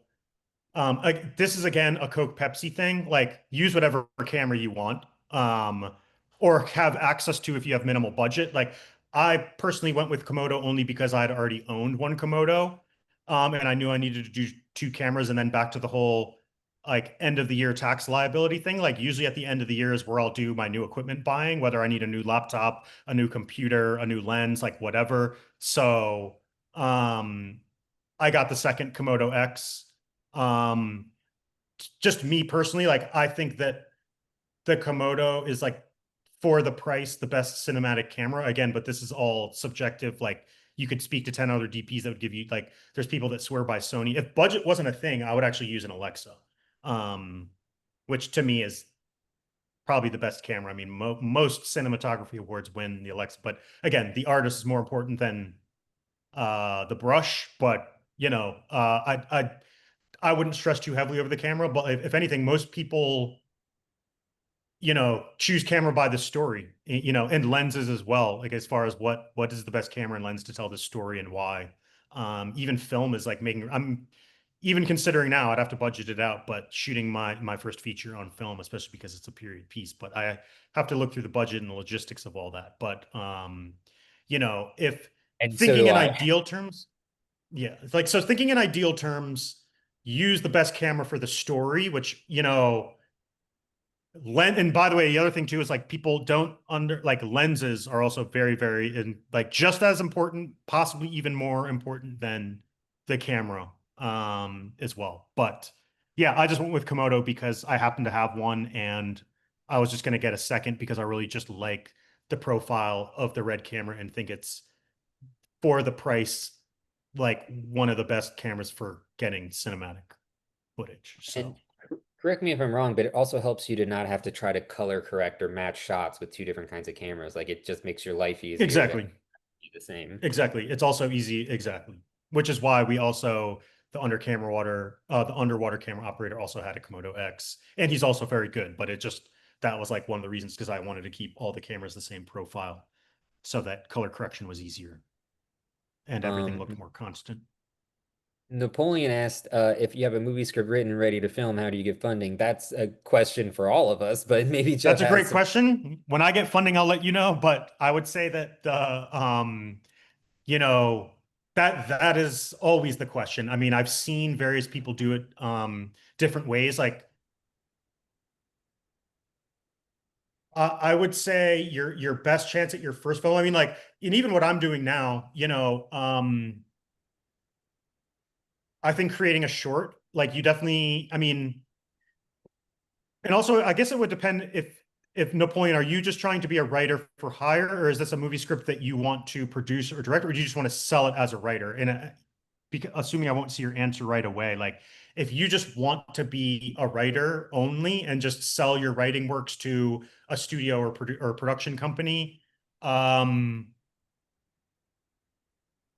it's really going to be them optioning that script. So that's either again going to be production companies or directors who are out reading scripts and want to buy them from you. And that's why I think again going back to the Blacklist or Coverfly or other platforms like it. I'm forgetting the one. What was the other one we used, Angelo? Like to find the one that we didn't end up buying, but was on I the finalist I list. Like I remember it had a quill as its icon, but I don't remember the name. it was like AAF or Uh, something. I forget what it was. It was There's plenty of IPA. platforms out there. Yeah, I think but definitely get your script out on all platforms if you are just a writer trying to sell, because again, it's just going to be a production company or a studio that will then buy your works. I would also try to get into writers' rooms. I mean, again, these contests also help because there's scouts like where showrunners, which is essentially a producer for a series, needs writers, and then those writers need like assistant writers for a writer's room because again, scripted series are a lot of writing and it's never usually done by one or even two or three people. So they have entire writing teams. But if you are, someone like myself who I write scripts. I'm not interested in being a writer for hire. Like I don't want to write a script and sell it and just be a working writer. I write stories because I want to direct them and get them made myself. So like my scenario is a little bit of a different animal because I would be then fundraising. And that's the exact reason I'm now doing this short because unless you know a rich person, there's really no shortcut. Like the best bet is just showcasing your work and getting producers or independent investors interested and showing them that you know how to produce a movie enough so that they trust you to give you 6 or 7 figures. So the other thing is so like what Jeff and I are working on is writing a feature script that showcase like Jeff wants to direct. So we need to, he needs to work on a script that's going to have actor performances and good cinematography that shows off the directing side of it.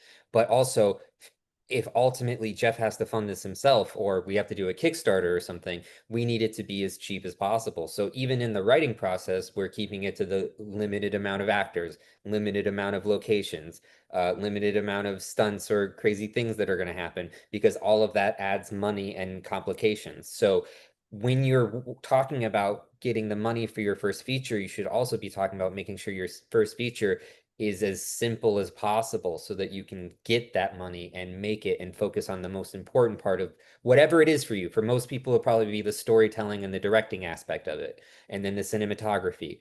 But you want to focus on those things and not get too complicated. Quintarius, I didn't quite understand your question. So if I write a script and write another script as a series, do I get with my cast immediately after I just filmed another set? So that there's a lot of questions there you might have to clarify. But in general, if you have the money and all these are green lit and you can just move right into it, then that's up to you and your pace and the work schedule.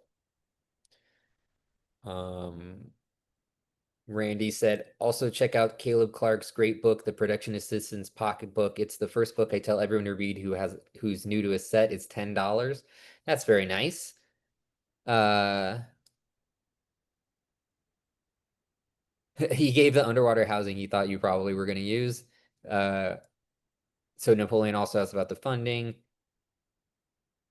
There's actually some behind the scenes photos I could look at whatever Jeff Hester's rig was, to confirm that. But I meant to have that open and ready. I didn't have it. Do you have that? I oh, could no let. worries. I don't have it on me either. I'm gonna have to find I'm gonna have to find like the original link because I know I have it on my server, but it isn't anything where it would be like instantly viewable. Let me see. I queued up to that underwater shot I mentioned earlier. Do you mind if I share that with the class? The transition into the hospital? Yeah, that's fine. So what I'm showing you guys, there is a little blood in an open heart surgery. So if you're squeamish about anything like that, like this is just your warning. You could look away for a few seconds.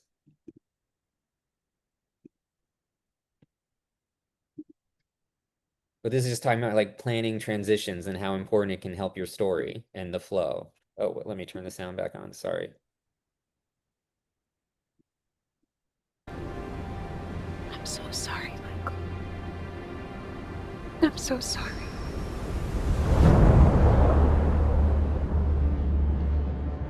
Hello, please.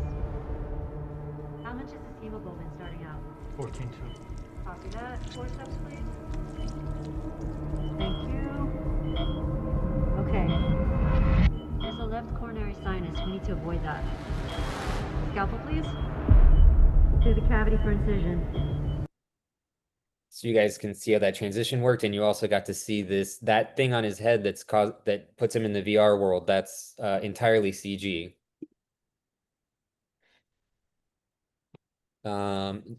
Napoleon, you have your hand up. Yeah, I was when y'all was answering my questions, I was trying to get the name of the platforms that he was saying that I can present my strips to be try to sell them or to try to get them picked up. I was trying to get the name of those platforms because I heard him say it, but I wasn't able to write them down, take notes on them.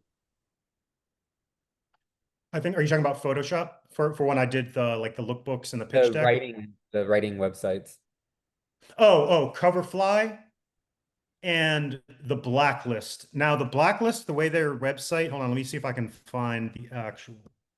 I'll put it in the chat.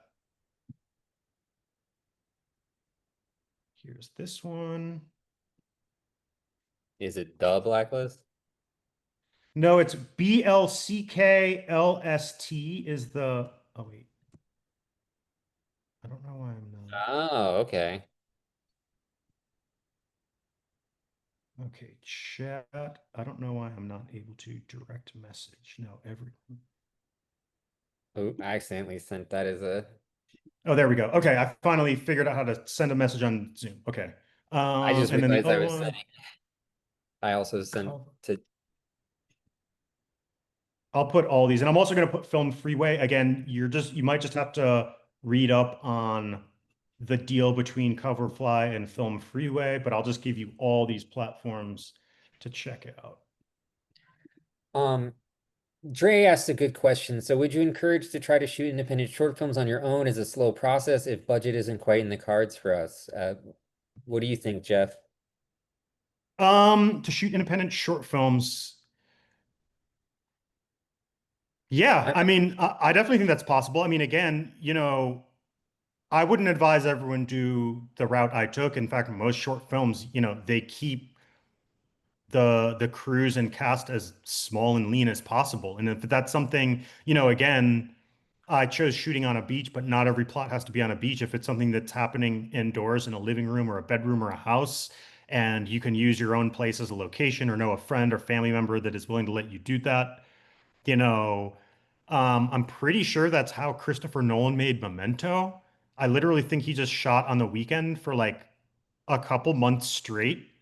I might be getting the details wrong, but yes, that does work. And yes, that has happened where, I mean, again, this just goes back to make sure you're getting cast and crew who's really dedicated and is really going to follow through. Like, especially, if you're going to be filming once a week or once a month, and just make sure that the actor that you shot the first month isn't going to flake out the next month, and then you're either screwed or need to start over or something. But, as long as you can get the cast and crew on board as like a bigger, longer mission kind of thing, um, just doing it over time and just doing it on days you're free or weekends like that is absolutely a way to do it.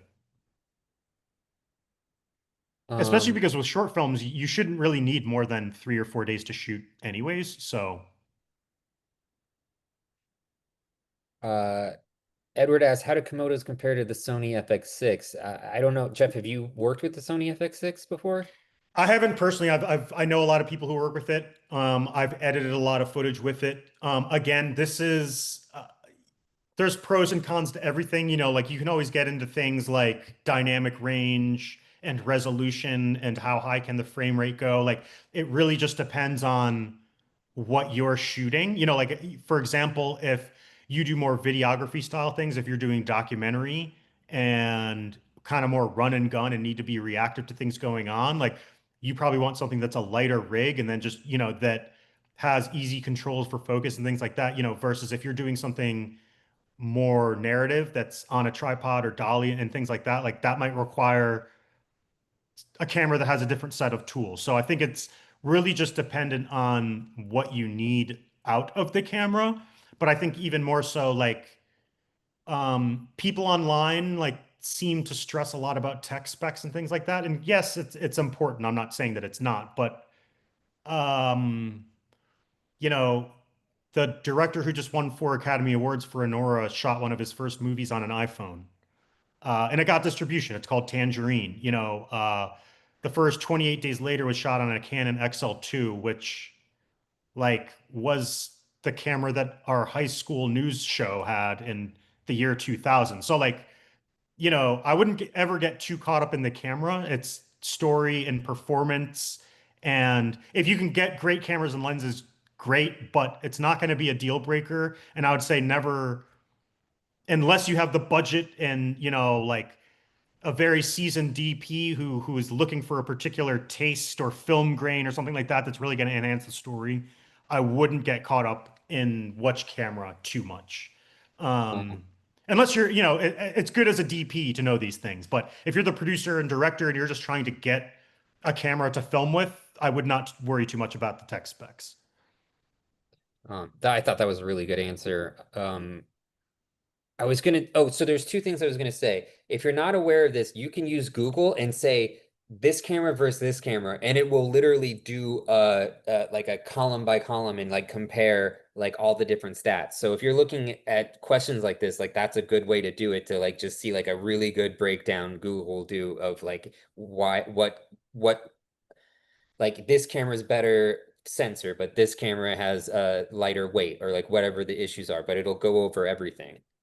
The other thing I was going to say about that is um, the short film that I made that did the best called Alone. It got in a Cannes, it got into the International Madrid Film Festival, it got into a bunch of festivals in LA.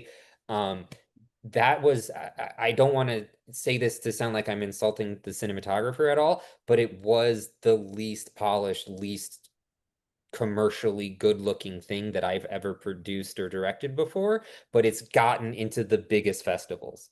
So that I just wanted to bring that up to the what Jeff was saying is it isn't specifically about the camera or that it looks the shiniest or the flashiest. The film did well because the story was good and the performances were good and people related to the topic. So I think like when you look at like the visuals of my film, you wouldn't expect it to get into Cannes. And I just had a friend's feature get into Cannes. And that film also, it's a very dark movie and it's kind of grainy. It isn't the most best cinematography I've ever seen, but it's about the story. It's about the performance. It's about these people opening up about an emotionally difficult topic. So that's something to think about as well, is you don't always need it to be the shiniest. You need it to be a complete story that people can relate to. And that's what will get you the doors open, I think. At least in my experience so far. Um,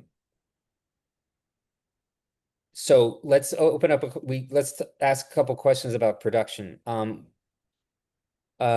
already talked a little bit about it and everything that like happened on the set. We talked about the tents going up.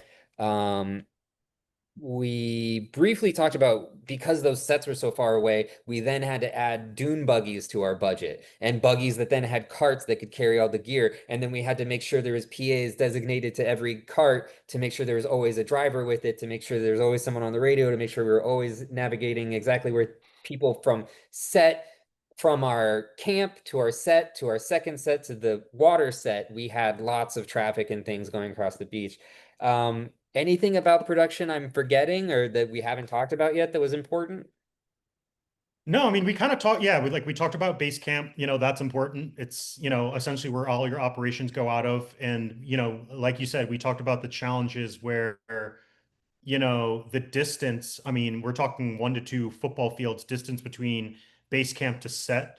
And then another 2 football fields again, where we did the mini move on the beach where we're getting the coverage on one side and then had to move the set closer to the water.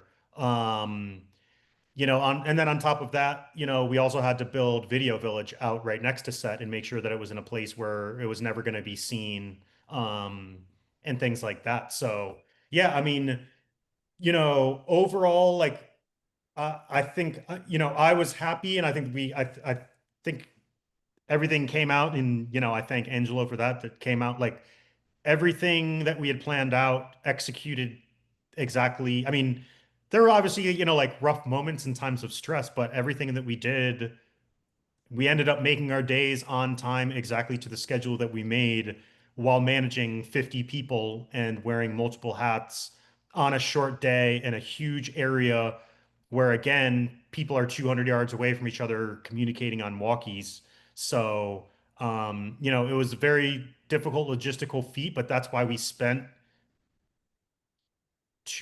probably 1 or 2 months full time, like literally just preparing for this, which again is for a short film, it's almost like sometimes features only have a month of prep. But again, it was just us, like whereas on features usually have a little bit more help and things like that. But and again, we were working with a 50-person crew, which is usually only the size of a feature film crew. So yeah. But yeah, I Um, think generally speaking, we got through all, I think, sort of the meat of what was hard about the production. It was just the short days, having to work around school. Um, and Aaron, like the adult version of Michael, we had to shoot 6.5 pages, which is, rule of thumb is no more than 5 pages. Studio films with bigger budgets might only do 2 to 3 pages a day. We had to get through 6.5 pages in a day. But again, A, he's a seasoned actor. B, we were using 2 cameras of coverage. But we did still have to do that mini move where we're facing one end, then we have to move the entire set a football field away and then face the water. So, but yeah, I'm proud that we did such meticulous planning. And as Angelo said, 90, I think I really think 80 to 90% of your film being good is pre-production, and that's everything from actually making sure you have the right cast, and looking at your cast from all angles, to everything from chemistry to marketability, like all these different things, and of course more so than anything else, talent and attitude and things like that, and like and all that. But yeah, I think I'm rambling again, so that's all I got. You're- I think it was a really good answer. I was thinking maybe you would want to tell them a little bit about your experience directing and DPing at the same time. Sure. I mean, luckily I had worked, I mean, again, this goes back to what I was saying. I was on the commercial side, but I had worked with the camera and G&E crew a lot, so we already did have chemistry. And again, because this was an unconventional short, I mean, I also had a full-blown camera crew, so for the 2 cameras, we had a camera operator and then a first AC and a second AC. So there were 3 crew members per camera. Um, and again, as I said, luckily this was relatively speaking to what other shoots can be as far as lighting setups, relatively simple. It was just one overhead. Um, and the whole reason we got a dolly, really for both cameras is because we wanted to be able to have the actors, um, once we set the blocking, we wanted to give them a little bit of freedom because if you're on a, I don't know if you guys have used a Pee-wee dolly, but in addition to being on a track, meaning you can move side to side, there's also a hydraulic mechanism so you can boom up and down. So you can really, it's almost kind of like being on handheld, but smooth rather than handheld is we wanted to be able to give both cameras, A and B camera, the ability to sort of move everywhere. Now, B camera was a little bit more, we couldn't afford two super Pee-wee dollies. So one was on a Dana dolly, which is essentially like it kind of, I'm sure you may have one at the school. It's basically, metal PVC, and then it's sort of like these roller skate wheels on a platform. You put the camera on that. So that doesn't have the boom capability, so you weren't able to go up and down. But anyways, we wanted to have two cameras so that we could just give, like just get maximum coverage and knock out pages really quick. I felt like what was the original question?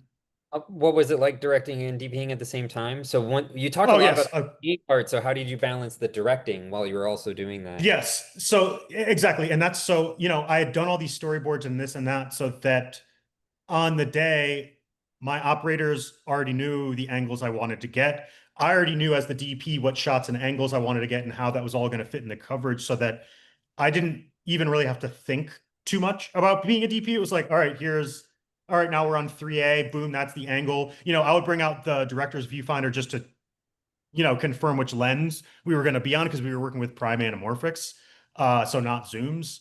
So other than selecting the lens, like I had basically like been a DP mostly in pre-production so that it was kind of more in the back of my mind to be a DP because I'd already done the lighting setup, I already done, the angles and all that. So all I really had to do is refer to my book to be a DP. And then I had already worked with this camera crew and knew that they would get the focus and everything else so that I don't have to think about that. And I really do have time to direct and speak to the actors because that's really what once we started rolling, I was barely doing even any DP adjustments. Like there might have been a couple times where I asked for like a little bit more fill on someone's face, you know what I mean? Like when Michael stood up, but there was so little direction I had to give on the DP front because it was sort of already planned out and executed and given to the camera and grip and electric teams. So And did you feel that they really took your pre-production shot list and your storyboard serious? Like, were they actually using that information on set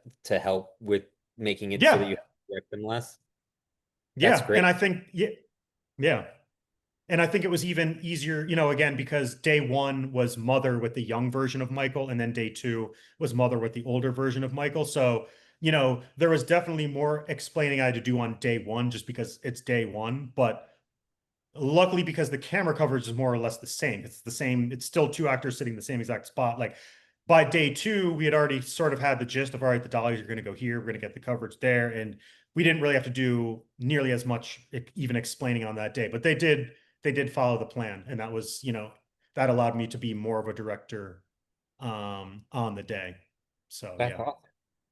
Um, did you want to talk out at all about how you arranged to have some private time with the actors in the morning? Like was that a cool directing thing for you? Like would you recommend it having that on the first day where like you did a kind of like you did one last rehearsal with everybody before going on a set?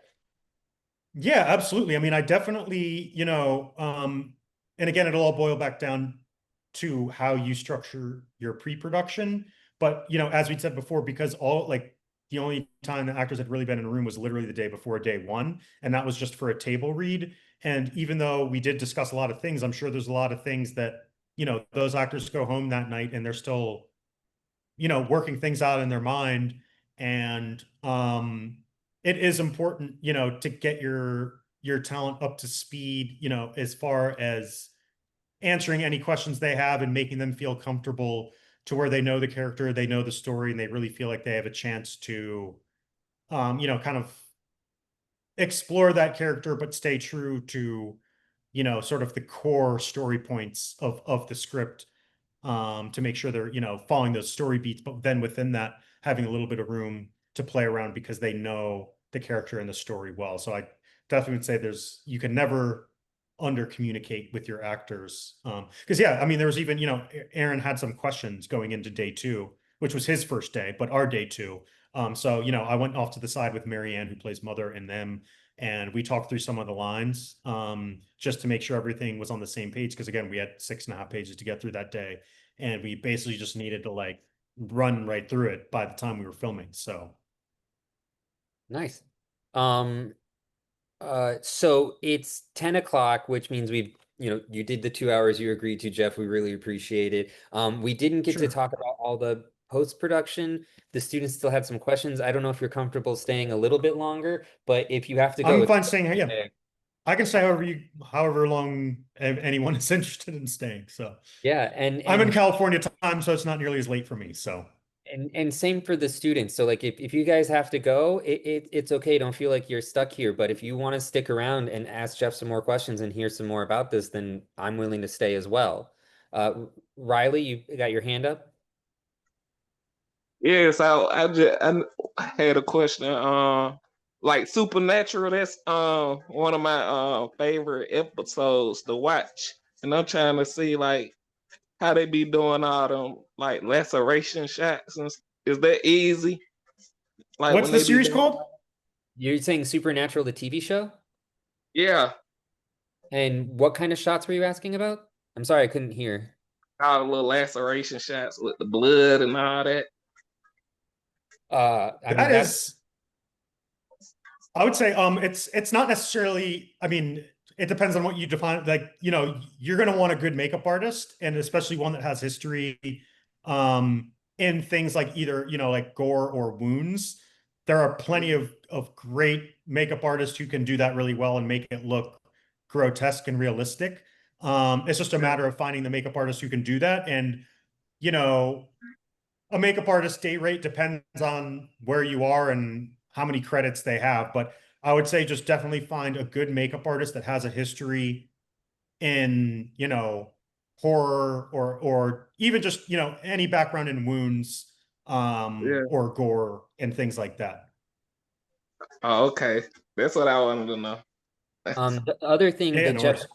Jeff and I learned on this set because we had that heart scene is the makeup artist only does that gore if it's attached to the person's body. If it's a separate thing, then that's a special effects artist.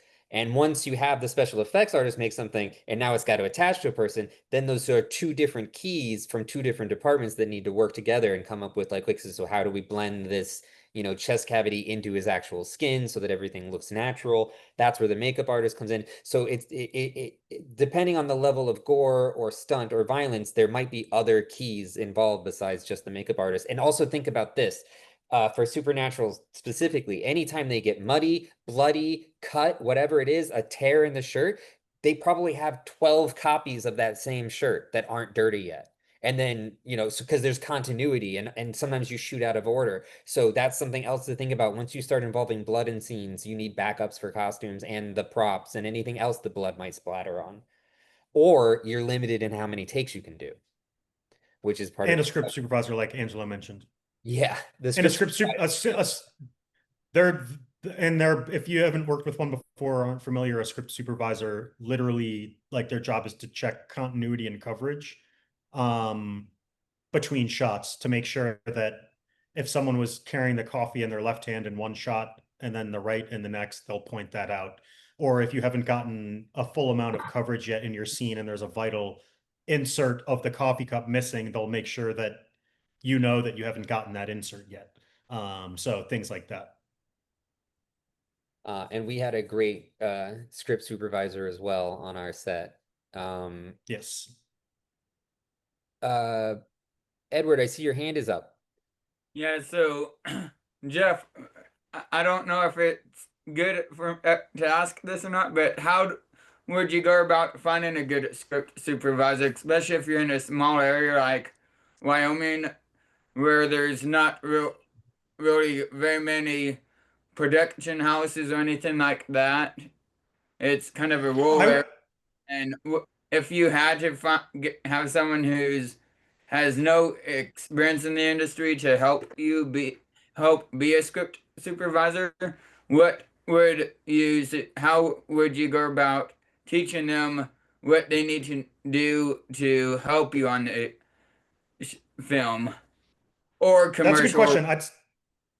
Absolutely. To answer the first part of your question, I would say go to the Wyoming Film Commission. Every single film commission usually has a directory of of every department, because again, a film commission's incentive is to get people to film in that state and make it as easy as possible for productions to want to film in that state. And part of that is A, giving them tax incentives, but B, also giving them a directory of crew members so they can be like, because again, you can only get tax incentives based on how many local crew you hire. So they're incentivized to make a directory of literally every single crew of every department who's registered with the film commission. So I would check with the Wyoming Film Commission first, and they should have a directory of script supervisors in Wyoming for you.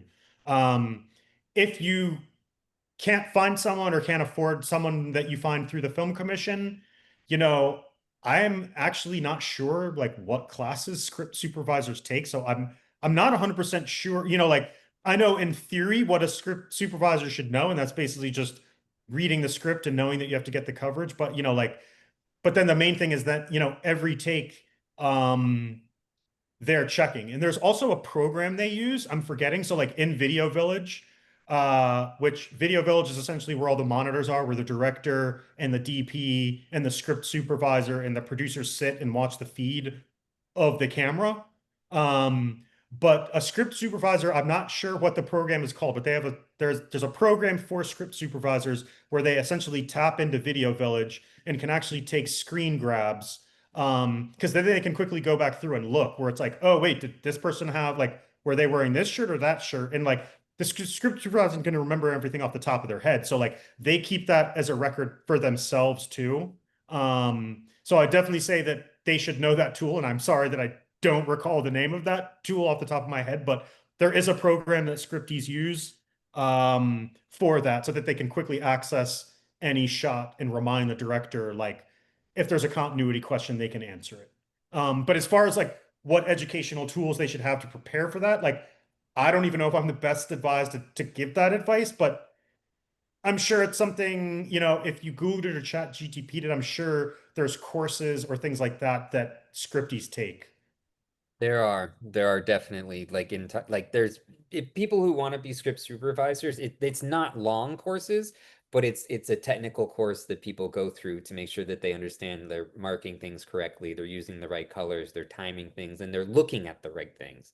So if you're just asking a friend to help you do it, then you're gonna just be probably asking your friend who's the most attentive friend you have, the most focused friend you have, and you're gonna just ask them to write as many notes as they can. Because again, you don't have the training to train them. And if they're not going to go take a special class on it, it's basically just taking notes. It's just asking them to take the most detailed notes they can. And you're looking for things like, did you pick up your cup with your right hand or with your left hand? And a lot of times, like Jeff mentioned with the like plugging in, if you're doing the low budget version of that, you're taking screenshots of the screen, but like you're keeping a photo journal and you're keeping track of it in some way to make sure that you are that even if you don't have it memorized, you know exactly where it is to quick reference. So like there was times on this set, Jeff and I would be huddled around the script supervisor who's scrolling through all her photos to go, ha, here it is. This is what I wanted to show you. But like that happens on sets all the time to just be like, it's just part of like keeping track of and communicating things. When you work with really good script supervisors, they have a whole science to what they're doing. And they also give you deliverables at the end of every day. They break down exactly what goes on, like what happened on the script, how much shots you got, how much coverage you got, what we didn't make of the day, if we got extra things for the day we didn't plan. They're keeping track of everything. And we get these little reports that I find very useful at the end of the day. Jeff, did you go over them when we got them? I know we were also very tired at the end of the day too. No, I looked through them and they're definitely very helpful. I mean, especially like, again, luckily this was like a simpler end, but like, yeah, I mean, when you're dealing with more characters and more it's having a scripty is essential. So yeah. Um, so I'm just going through the chat, just seeing if there's And anything. Edward, yeah, I see in Edward, I see this other question about, industry standard for cameras. It's a weird way of putting it, but there's standards and there's also not standards. So like, and let me explain that. Like, so for example, like Netflix does have a quality standard that quote unquote is their standard, where it's like it has to be 4K resolution, it has to be either an ARRI or a red or something like that. You can probably find it if you Googled it. There's like Netflix qualifications, but again, that all has a giant asterisk next to it, and they have definitely bought movies that don't meet those standards. Because the other thing you have to think about is like, what if this is a found footage movie, like the Blair Witch Project or Paranormal Activity, where the whole point is that it's supposed to look like a home video camera, like on purpose. So there's always exceptions to that rule depending on what the story you're trying to tell is. And that's why I say that like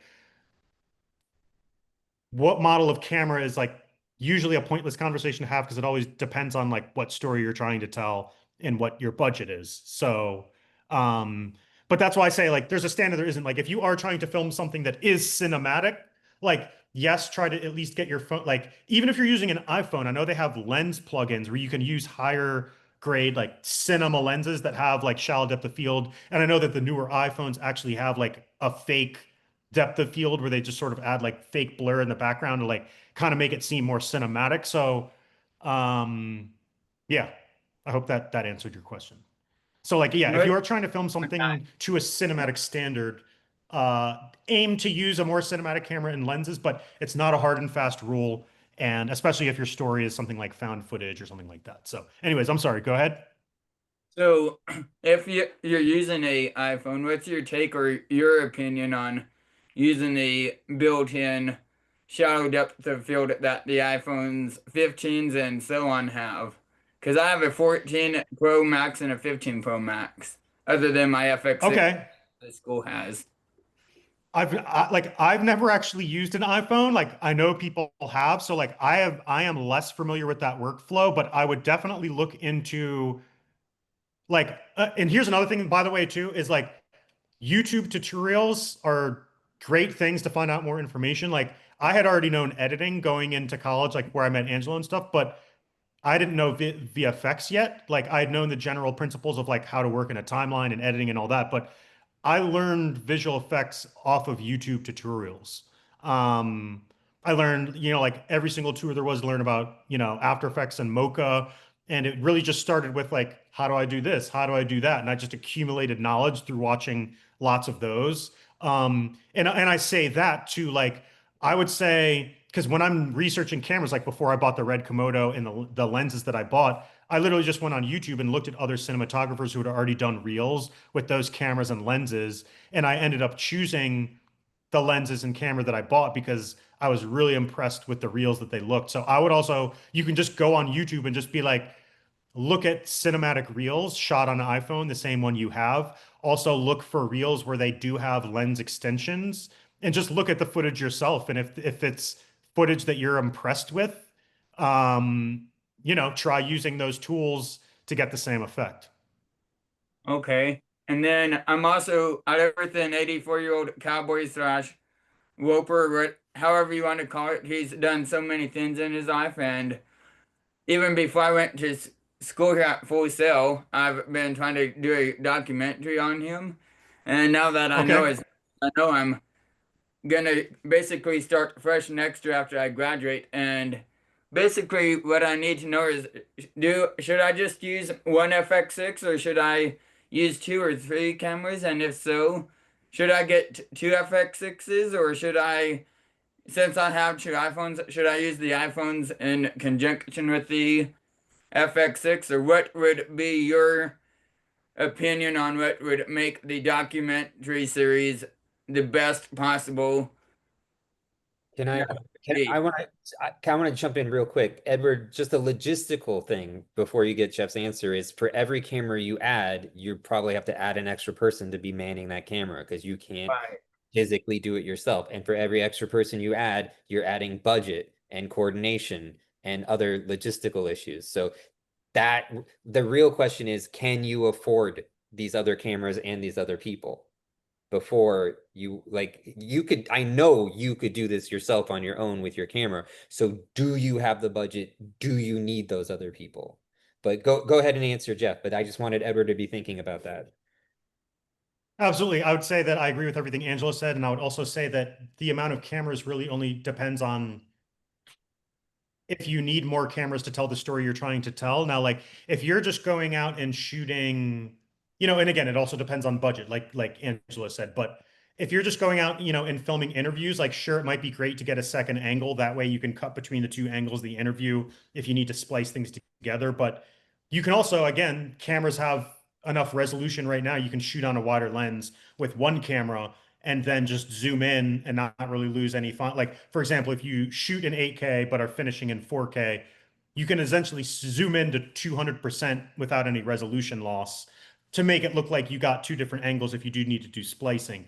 Now, the only reason I would say maybe you need to have multiple cameras if part of the documentary is covering like a live event where you can't be two places at once and you need more coverage to accurately capture what's happening at that live event and there's only one chance to get it, sure, do multiple cameras.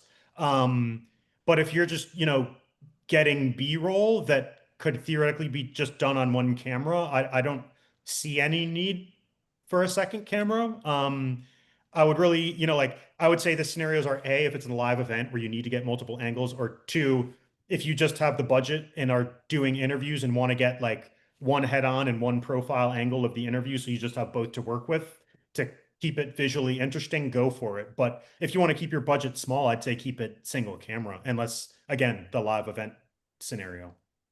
I don't think I'm gonna be doing any, if much, live events. It's mainly just interviewing Carl Jones and his family and other people that know him, and then get some B-roll footage of locations that have going on with what he's talking about.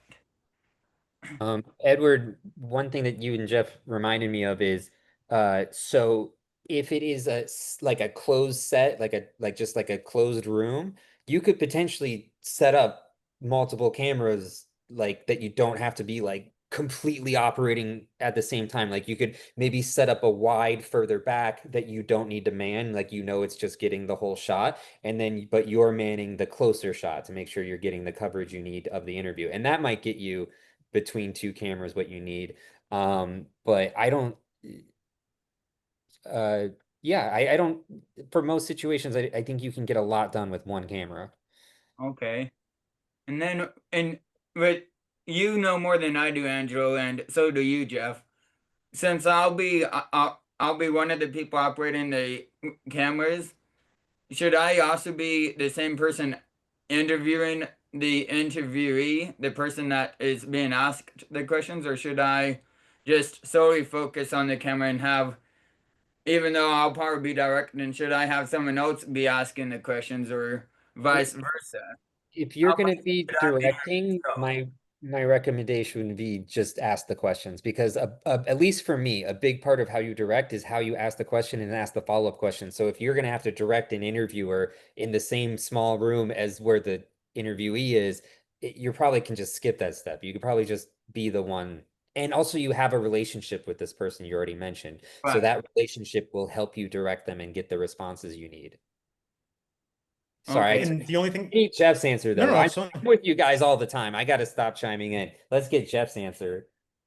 No, that's totally fine. The only thing I was going to say is, I have done it both ways. Like I'd say, obviously, if you have the budget, like, and you already know the line of questioning, I would say you ask the questions. Like, and it also depends on like, is the person looking in camera for the interview or off camera? Like, I've seen it being done both ways. Like, typically they're looking off camera, so that means you're gonna have to be sitting off to the side so that you can be looking eye to eye, and then they're looking off camera.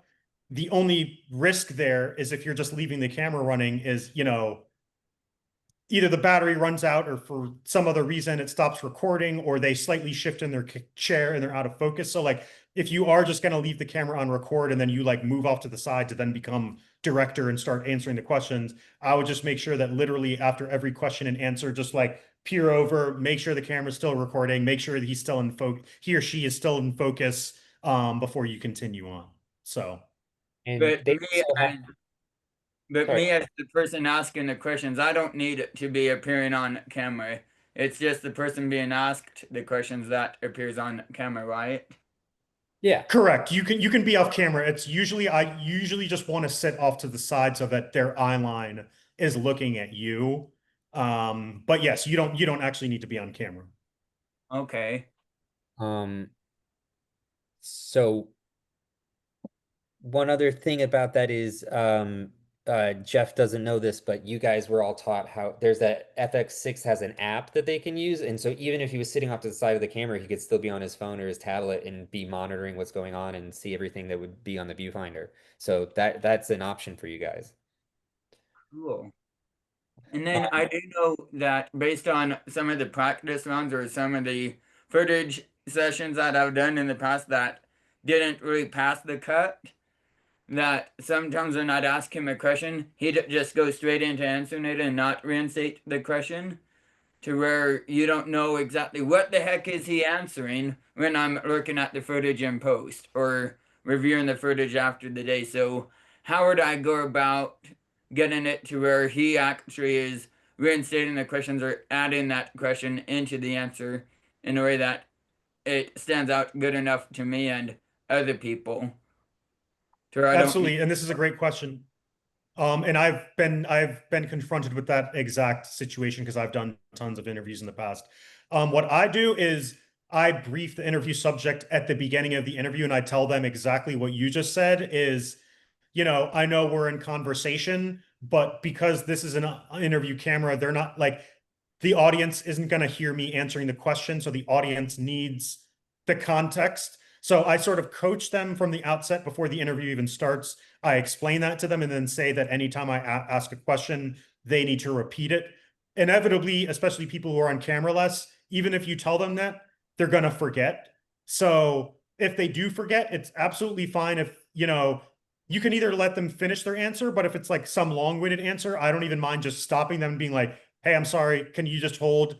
Can you just start that over and then just be sure that you restate the question and the answer when you answer this time and go. And the other thing about that is after the third or fourth time you remind them, they'll just start doing it because it's not like they'll get it eventually. So it's part of direct. Exactly. Like you're just giving them reminders and they will get it. Edward, we do need to bring the topic back to not just your specific film though, because we answered a lot of questions. So going into post-production, Jeff, uh, do you want to talk about what I think the students would really uh, whether they know it or not, would benefit from hearing your workflow from ingestion because we teach them a lot of that stuff in class. Like there's several editing classes. I teach one of the editing classes, and I know that we all generally teach the same kind of ingestion method throughout the school, but maybe you could talk about your ingestion method and your order of operations when it comes to editing. Absolutely. So yeah, I mean, luckily I was the editor for this. So I mean, it was, I would say in certain senses, maybe a simpler process because I didn't have to spend the time communicating what I wanted as a director to a different editor. And then also seeing what ideas they had and us having that conversation. So there's going to be elements of that I think are missing from my explanation just because editing your own project is its unique workflow. But essentially I'm just doing the technical non-fun stuff first, which is literally just syncing all the sound and picture. And then I'm just putting it in one long string out. I have so many string out time. You mean Yes. by string out, you mean on a timeline? Yes. So I'll just do like a string out timeline where it's just all the full footage and video that's all just there. And I duplicate that timeline and put it to the side because there's always times where, like I might end up coming back to it or whatever reason that I need to find something unconventional. Like after that, I'll duplicate that string out and then I'll do like a cut down string out. And what that means is I will cut out all of like the fat, which means like anything before action or after cut, I just remove it. And then, for example, if we're holding for sound because a plane's going by and we're sitting there for 30 seconds not doing anything, I'll cut that stuff out just so that it's like the actual meat of the scene of the actors acting and nothing else. And not only that, like I also watch the full thing even before I do that cut down because you might get a weird random thing that because we are rolling that just happened before we said action but ends up being usable. So like I always watch literally every minute of film and listen to every second of audio just because you never know and you want to literally know everything you have at your disposal to potentially use because editing is a time for rewriting. I mean, like this, I'm going to go slightly out of post-production just for a second, but basically, like there was another director who told me you write a script 3 times when you're making a movie. You know, the first is when you're writing the screenplay itself. The second time is when you're on set with the actors, or you know, during a table read or something like that before. You know, like sometimes something might seem great in script form, but when you hear the actors say it, it just doesn't feel right, or the blocking is weird. So you know, scenes might be improvised or changed on the set once you actually see them and you see certain things aren't working in the script. And then the third time you rewrite the movie is in post-production. Like even so, even though something might seem great on set when you filmed it, it's not until you actually see it in edited form where certain parts might drag, someone's performance might not be as strong as you thought, and you're gonna have to cut around that. So there's all these different variables, you know, that you have to be looking at. So after I do the cut down, then I just start editing. And, you know, like the first thing is just like a very, you know, just rough cut that is the script to the edit just as it is. And I think that first cut I did, it was something like 13 or 14 minutes without credits, which I knew was long, and parts felt like they were dragging. So it's like, I mean, I probably end up doing, as Angelo mentioned, you know, certain things were dragging. I probably cut out 20% of the dialogue because it turns out like once you're actually watching it in post, like certain things are redundant and it doesn't advance the story and it seems boring and it's like it's going to drag. So, you know, just because something is in a script and you filmed it and the actors said it doesn't mean it needs to end up in the final cut. Like, go with your instinct. I ended up doing an insane amount of cuts and even doing things like unexpected visual effects, even just based around continuity and performance. Like, for example, if I loved one person's take on this one thing, but the continuity was off for another, like I would actually have to do a split screen and combine them to make both of those performances work. So like you literally have to examine your edit from all different angles, and reanalyze it and send the rough cut to people, see how they react, ask for notes from them. Sometimes even if you don't agree with the note, you understand what the sentiment of what they were saying was, and it still helps you navigate that edit.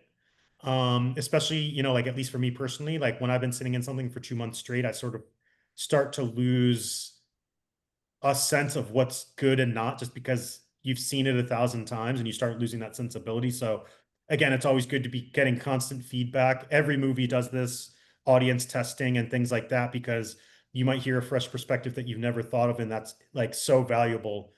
Especially, and it doesn't have to be filmmakers either, because again, these are supposed to be for audiences. Like, you know, you don't have to be a musician to know that you like a song that's good or know why you like it. It's the same thing with movies. So it's important to get feedback from filmmakers and non-filmmakers. Again, non-filmmakers might not be able to articulate particularly well what they're thinking, but even if they can't articulate it well, I think there's still so much you can take away, even if you're reading between the lines from the problems they're having. So yeah, I mean, that was sort of like the first part of the edit. And then I spent once the net, like, so I started cutting mid-December. We filmed December 10th to the 12th. I, of course, took a little bit of time off for the holidays and was like only lightly opening up the project here and there in December. But I didn't finish, like, I didn't lock picture until, I actually don't think it was until the end of February. And I probably did, you know, 100 different cuts. And I mean, like, again, these are like, from cut 50 to 100 might only have been very minor things around removing frames or shots or little things like that. But, you know, that's just part of the process. And then when you're working with VFX, you have to be a little bit creative and try to imagine what it's going to look like timing wise and story wise with those visual effects in. Um, and then once that's done, you know, I eventually had to become a post producer, which I've done in the past, which is then basically a coordinating between the colorists, the sound mixers, and the composer, who you basically have to send the picture lock. Like once your edit is done, and picture lock is a really important part of the process, because like you're then sending the movie out to different departments, like the composer and the sound mixer and the colorist, that if you decide after the fact, oh wait, no, I actually want to re-edit this thing, well, now that song that the composer just spent 2 months composing to that exact timing of your movie now needs to change. And then the sound mixer who spent all this time, mixing your sound and adding sound effects, like would that you just don't want to do that and it's going to be expensive. So like that's why locking picture is a very important, and like you have to be sure that picture's locked when you lock picture, because then it's getting sent out to a bunch of other people. And then if you change the edit after that, it's just not a place you want to be. So I hope that wasn't too rambling and sort of gives the general sense of post-production. I mean, that's what I wanted to hear. I wanted them to hear how much work it is. I wanted to see them to see all the like levels and steps you take. Um, do you want to talk about all of that? Did you mention that you also you did this like first track of the music as well to help kind of Oh lay yeah, out?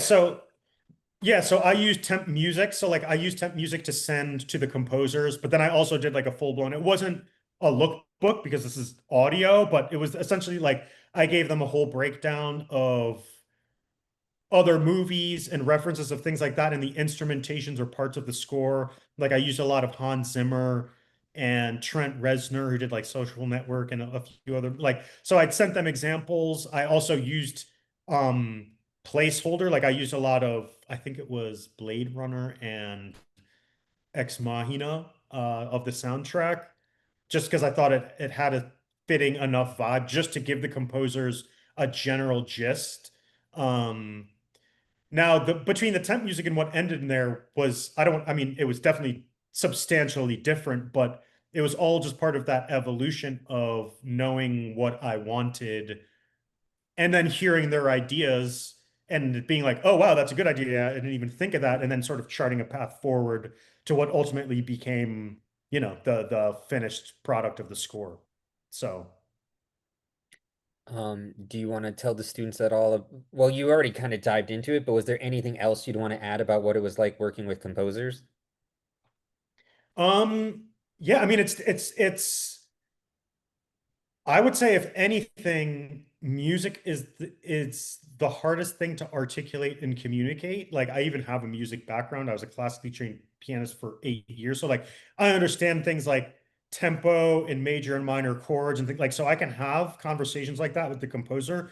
But even then, because again, with creative keys on set, I can give them a photo of a hairstyle or a, you know, costume that I like. Whereas music, you don't necessarily want to copy another score that's already been done. So when you're sending a reference, it's only a loose representation for sort of a vibe that you're going for. But I've seen people be like, hey, just make something that's like this Hans Zimmer track. Like, I don't necessarily want to just copy other scores. Like, so I also need to listen to the composer and hear what their ideas are and like reconcile that between what their ideas are and what I'm thinking. And um, there is a learning curve to building up your vocabulary to be able to effectively speak to a composer in a language that what you're thinking is going to make sense to them. Is okay, what do they want and how is that going to translate into like what instrumentation and composition I'm going to start building off of this.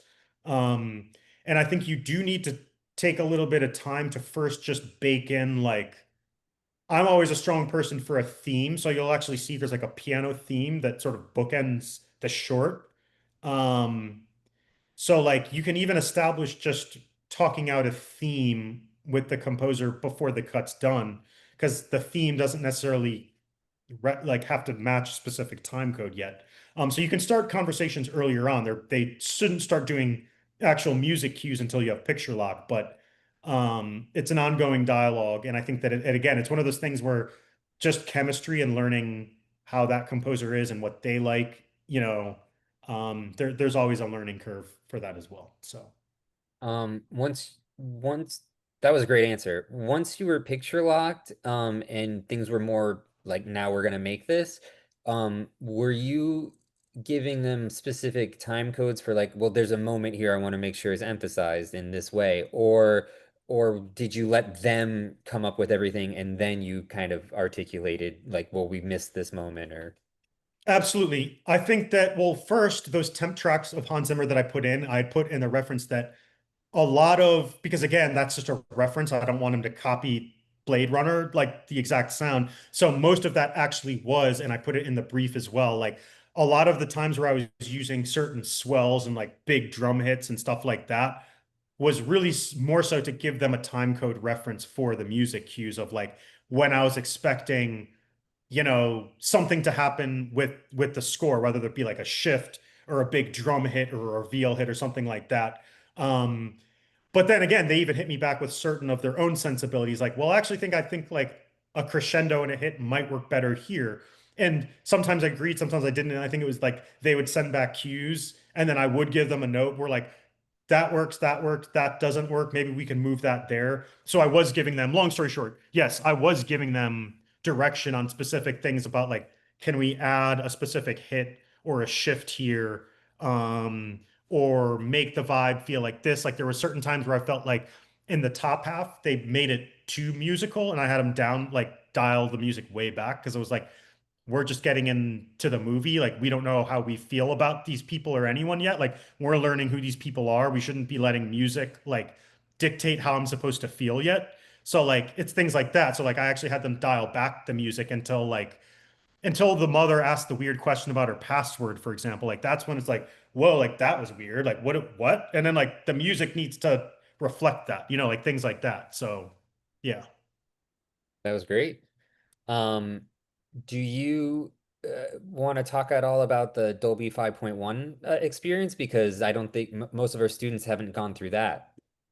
Yeah, sure. And yes, I mean, this was the first time I'd got something of mine mixed in 5.1. It wasn't the first time I'd been in the theater, so I'd actually like known what that process is like, which is pretty amazing. So, a real sound house, it's really multifaceted. So, um, there's one person who will just be the dialogue editor. So they're just going in and working with your production sound and essentially cleaning up the dialogue, evening it out, making the quiet part sound a little bit louder, the loud starts part. So it's all a little bit more even and easy to digest and listen to without having to change your volume. Um, then there's the effects person who's adding all the sound effects like that. Dialogue's pretty straightforward. It's kind of more of like a technical aspect of the sound mix. It's just like clean it up more or make it louder or quieter, and that's just about it.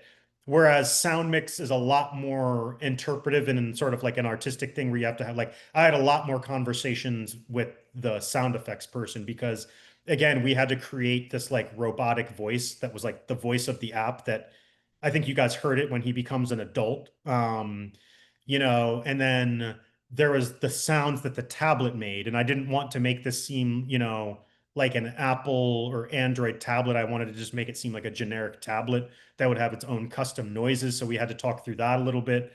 Eventually there's a part where the entire simulation glitches, and then we see sort of like what's going on with the hacker. So there was, like, and then when he wakes up in the operating room, there's all these various things going on where he's going in and out of consciousness. So there were a lot of creative elements to sort of build what the sound design was going to be there.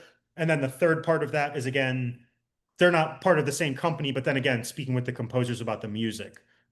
Then once those three elements are all done, like once I've worked with the composer and approved all of the score cues, I've met separately with the sound mixer who does just the sound effects. I approve that. I've met with the dialogue editor and heard the dialogue. I'm good with all that. Then there's like the re-recording mixer who Angelo met, like where we actually go on stage in a movie theater with, with the 5.1 surround. And we're all like, even the re-recording mixer himself and us, like when you go in the theater, we're all kind of hearing all these elements together for the first time.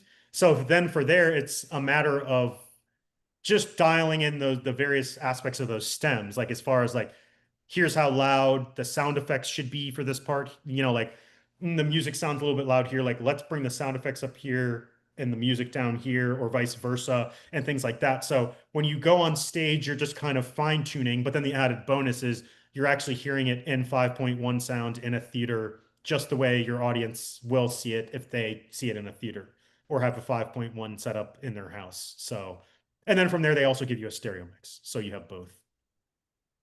I was so impressed with like I tell my students all the time, like you really need to get your sound right on set in order for it to work because right now you guys don't have the budget or know-how of how to fix it. And it's its own science and art form and it's specialized. So if you guys do get the budget and opportunities to go, even take a tour of a sound house or get to PA or work at or experience it in any way, you will learn a lot of incredibly useful tools and tricks for helping you edit sound. But a lot of what like they're using, entire soundboards as well. Like they're using hardware and software that you might not have access to yourself or that would be very expensive to get. So that's just one thing. And Yeah. yes, sorry to cut you off, Ozzy. You just remind me of something else, which is like, and I wanted to avoid this at all costs because of budget reasons. But another important element that luckily we didn't have to do because we did get clean audio, and also there's other reasons to do this too. But a part of the process that we didn't have to do, which is very common in features and series and longer things, is what's called ADR, where the actor actually has to come back in and re-record lines. And there's two reasons for that. The first one being if there isn't good audio, like sometimes, like ideally this isn't the case, but sometimes you just don't get a great on-set mixer and then you realize that there's noise. Usually that isn't the case, and it's just because of scheduling purpose or logistical reasons, you just can't get clean audio. Or it's an action sequence that you're not going to get good audio while there's an explosion happening. So like the actor actually has to come back in, watch their mouth moving on screen, and then try to match the performance. This is actually a very common thing. So that is a whole other aspect as well. The second reason that can happen too, and again, this happens more so in long form things, which is how I was telling you the movie or series is written 3 times. Sometimes like a scene just isn't working to the point where it's not salvageable, or there's a key piece of information that missing that you realize, like, or you might actually have to get creative and re-edit something where if say you're having a dialogue, you actually have to cut away to the back of that person's head and rewrite the script entirely, have them say something completely different because we can't see their mouth moving and they have a completely new different line. I've seen that happen multiple times. So that is another reason where like something in editing where they just need the actor to say a different line that they actually didn't say on set. So they just edit it in a way where that actor, like we're on the back of that actor's head when they say the line, and then they come in for ADR to re-record that line. So that is another very common part of the sound mix. I have a couple more questions for you, but before we do that, Edward asked, how much should a good composer cost? That is a complete, I mean, there's no set rate, and it really just depends. Like the main factors are how big is their resume and experience list first and foremost, and are they repped? Because if they have management and all that, it's like there's just going to be an opening cost that's not going to be low. The second main aspect is what is your instrumentation? If this is something all digital where they can just use all synthetic instruments, which is of course becoming more common these days because plugins have gotten good enough where they're either using real instrument samples or they sound real enough it's basically indistinguishable whether it's a synth instrument or a real instrument.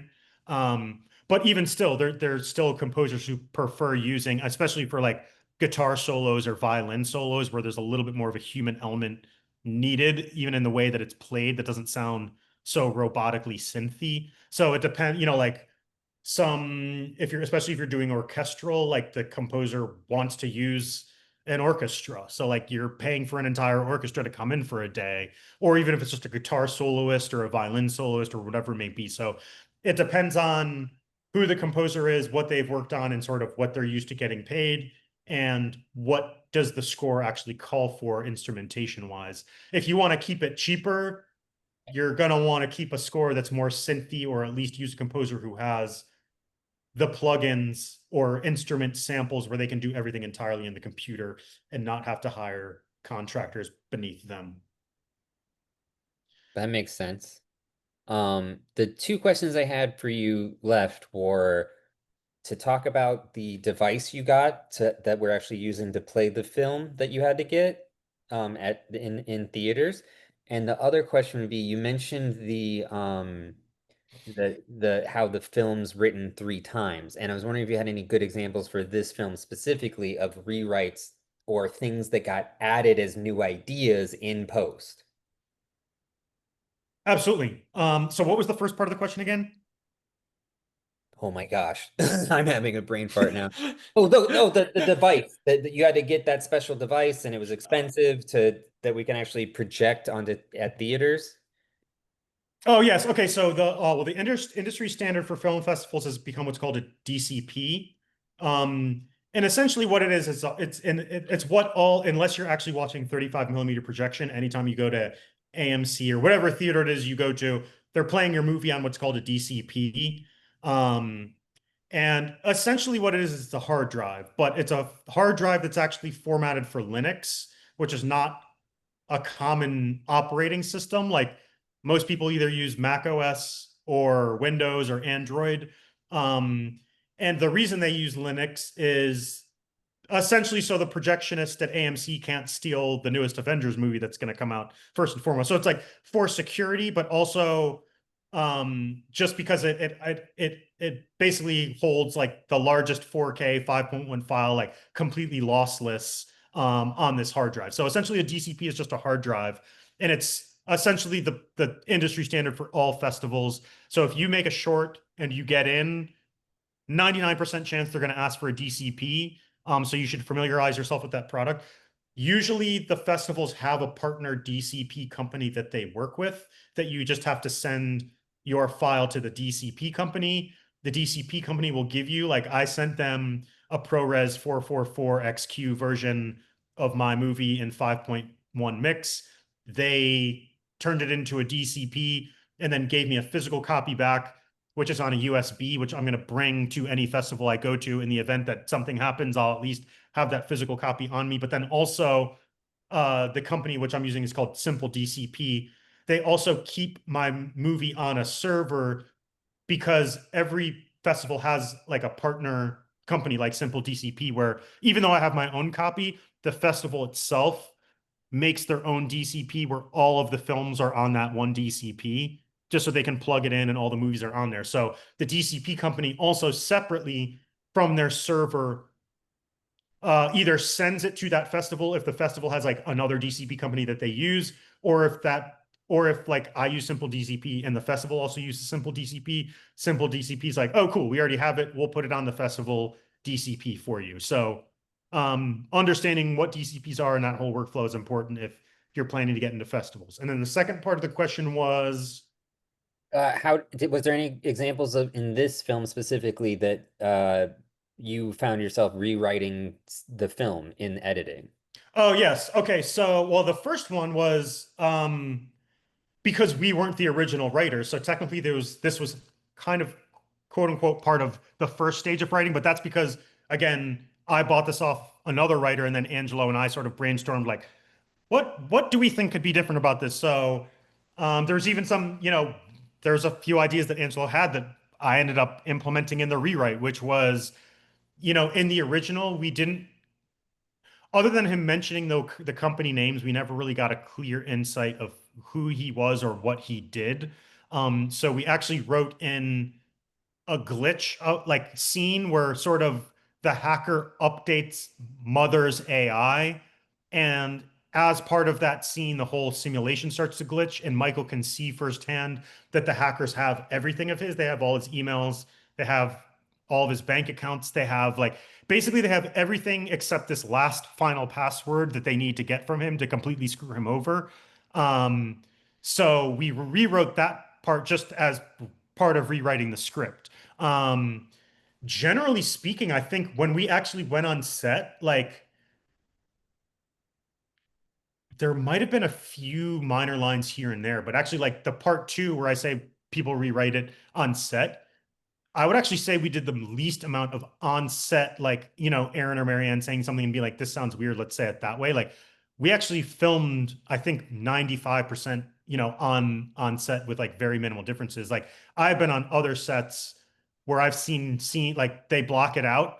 It was actually, I think it was the Spaceball movie, Where again, they didn't have like this was completely different. And again, everyone's different.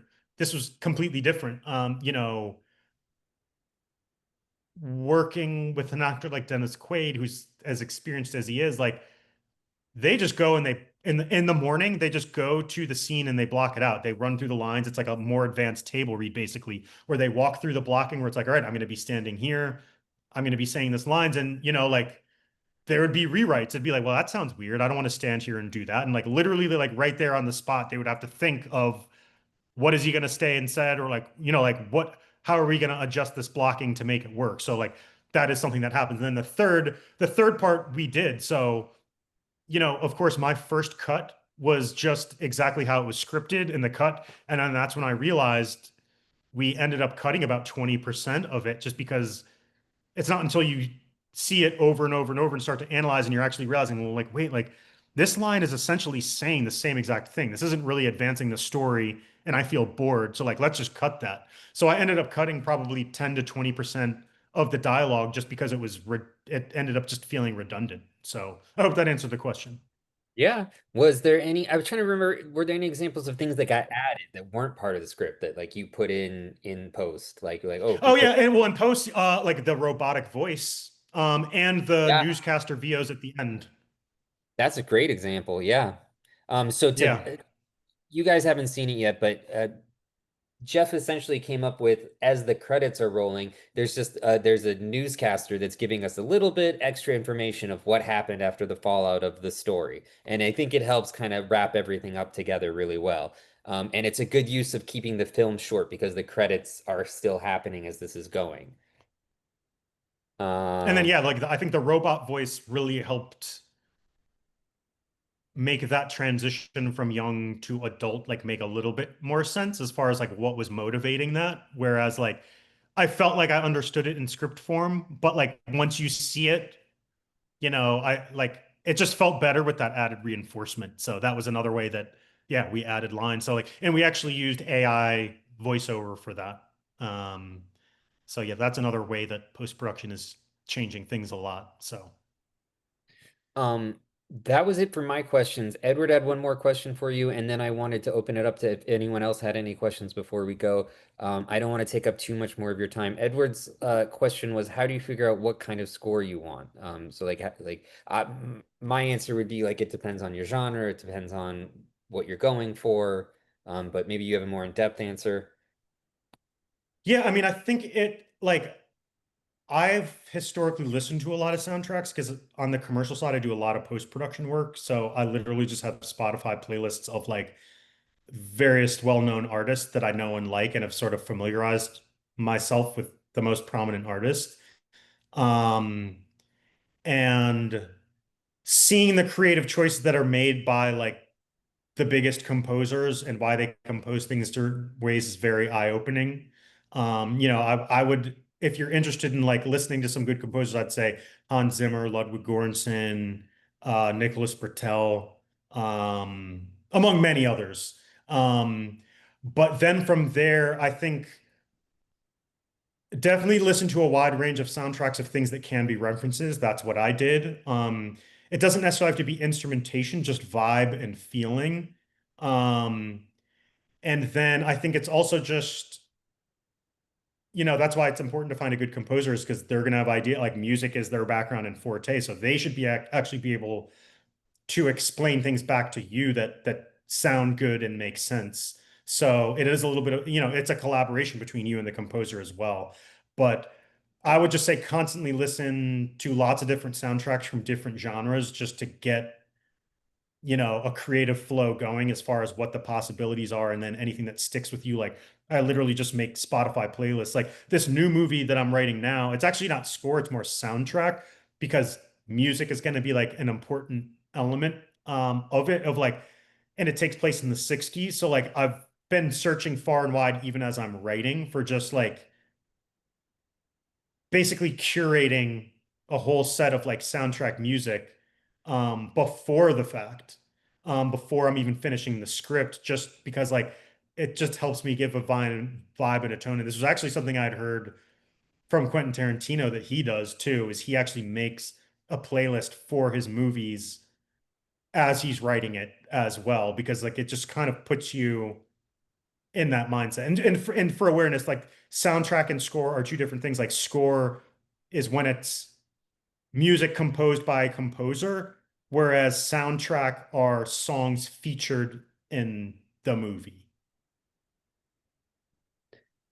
Speaking of Quentin Tarantino, I know that one other thing about him is he goes to record shops all the time. Like he just constantly goes to older record shops to find music that people have forgotten about to try to help. And that's the other reason exactly is I'm trying to find like lesser known 1960s music, A, because I don't want to use like the same music that all the other 1960s movies have used, and like And B, are for expensive. budgeting reasons. Exactly. So like I want to find lesser known stuff because it's going to be cheaper to license it. So yeah. And I think it really makes your film stand out too when you can pull out some like really good period piece music that like, oh, you really haven't heard in a long time and fits well. Right. It's almost 11 o'clock. I don't want to make Jeff go well past 3 hours. So does anyone have any final questions before we say goodbye to Jeff? And also thank you to everyone for sticking around and having such great questions so far.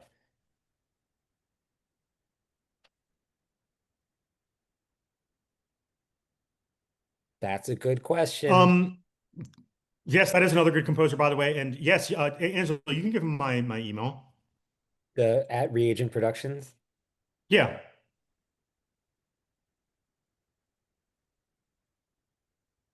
Man, I got dark in here. I need to put some So in light. case you can't see it, it's Jeff at reagentproductions.com. My best advice for students, if you're reaching out to someone in the professional world, um, my best advice is uh, don't be too demanding and just try to make a good impression. So for me, if it like I did the same kind of thing when I was a student, I would do my first would just be like, "Hey, my name's Angelo Perino. I saw your talk you did at my school. I was so impressed. I really liked your work. I just wanted to say hi and keep have just introduce myself and just so you know, I live here. So if you're ever doing a shoot in this area, I would love to help you out. I and I'm not speaking for you guys, but in my case, I even wrote messages like, I may not live in your area, but I have a friend I can stay with for free and I can work as a local. Whether that was true or not, that is what I would tell people so that I would get the opportunity and then I would figure it out once I got the opportunity. Once you get past that point, what I would do is follow up like every 3, 6 months when you have a connection in the film world, make sure you reach out and just be like, hey, just so you know, like, oh, I just made my first short film, or oh, I just graduated. Like, give nice little positive reach outs just to stay in touch, is what I'm trying to say, but without being like crazy demanding. And if you can do that and stay positive in someone's head, when those opportunities do arise, you'll be the first person they think of. And that's just what I try to encourage for everybody. Jeff, do you have any networking advice? Um, I mean, I mean, like, I would just get on set as much as possible, meet people as much as, like, everything is like, you know, you want to follow up with what you know, but a lot of it starts with who you know. And that's not even necessarily like instead baseball, Hollywood. Like, yes, that's true, like within Hollywood as well, but even just wherever you may be, like just getting in the local community and like for example, like I've gotten some of my best, like I've never everything I've done has been through networking. Like yes, I have a website, like not even really, because again, it like I do, but it's more so it's splash like it's not a website really. It's like it's pathetic excuse for one, but like that's because never in my career has everyone like cold called me and been like, "Oh wow, I saw your work on, this website." And I'm not saying that never happens and you should have a good website and things like that, but I'm just trying to stress the importance of networking and like I want to say like basically 99% of the things I've ever done has been because I've worked with someone and then that person referred me to someone else and then it was a domino effect of referrals and people that I've known from 10 years ago who now suddenly happen to be at a new job and need this thing. So, and like, yeah, I mean, keep in touch with people in your class, like, because again, like case in point, like there's me and Angelo and things like that. And like anyone you meet on a film set, stay in touch with them. You never know what they're going to be doing in 5 years. Um, be constantly creating, even like, I know budget and time and all these things are a factor, but just make it a priority whenever you can, however you can. And putting yourself out there on these things, like again, depending on if you're a writer, director, producer, things like the blacklist, things like Coverfly, getting your work out there, like, just to be judged and scored, and then it will show you. Because like I'd say this too, like people who don't know you are going to give you the most honest feedback. Like friends are great, but they also care about you and don't want to hurt your feelings. So you're always going to get the best feedback from someone who doesn't know you and doesn't care whether you succeed or not. I think that's great advice. Uh, yeah, that's all I got. I think that's a great place to end it at. Thank you so much for coming in, Jeff. I thought you were an incredible speaker. I think you gave the students lots of things to think about and really good information. Um, Yeah, and no problem. Um, and thank you to everyone who stuck around and even the people watching the recording. If you stuck for the whole 3 hours, thank you for sticking for that. And I hope everyone learned a lot and has a great evening. And I told Edward this, but I'll say it to everybody here. Whether you've had me as a teacher yet or not, whether you've already had me and you've graduated, whatever the situation is, I want to make one thing 100% clear. My door is always open. So like if you like Edward, if you had more questions about your film, you can reach out to Jeff or I would be happy to help you. And anyone else, if you guys have questions, it's not always specifically about your homework with me. If you want to learn about the film industry, if you have questions, if you have your own projects you're working on, please feel free to reach out to me. I'm always like the least I will do is give you advice. Maybe I can help more, but I will always be able to help you with advice, hopefully. Jeff, did you have anything else before we go? No. Yeah, I mean, I really hope, I hope this was helpful to you all. Like in many ways, I probably still feel, like many of you all, like still working my way up and feel like I'm, trying to get my foot in the door. And that's always a feeling you will have, in this industry is like, it's always, a lot of work. So, but it's fun and I love it. Like I wouldn't trade it for anything else. So I hope that all the insight I had was helpful, and getting you started on your journey. I'd say, yeah, like the last thing is like, especially in this day and age of the digital age, like and social media and streaming and all that, like my biggest not regret, because I think it was good that I got so many expertise in so many departments, but like if you really want to write and produce and direct and do all these above the line positions, don't wait for that phone call or that opportunity or permission from someone else. Just go do it. And I it doesn't matter if you fail, it doesn't matter if it's terrible, because you'll see what you did wrong or why it doesn't work. And if you love it the way I do, you'll do it again. Yeah. So yeah. That's great advice, Jeff. Thank you. Let's leave it at that. Let's leave a really good note. Hope everyone has a great rest of your night.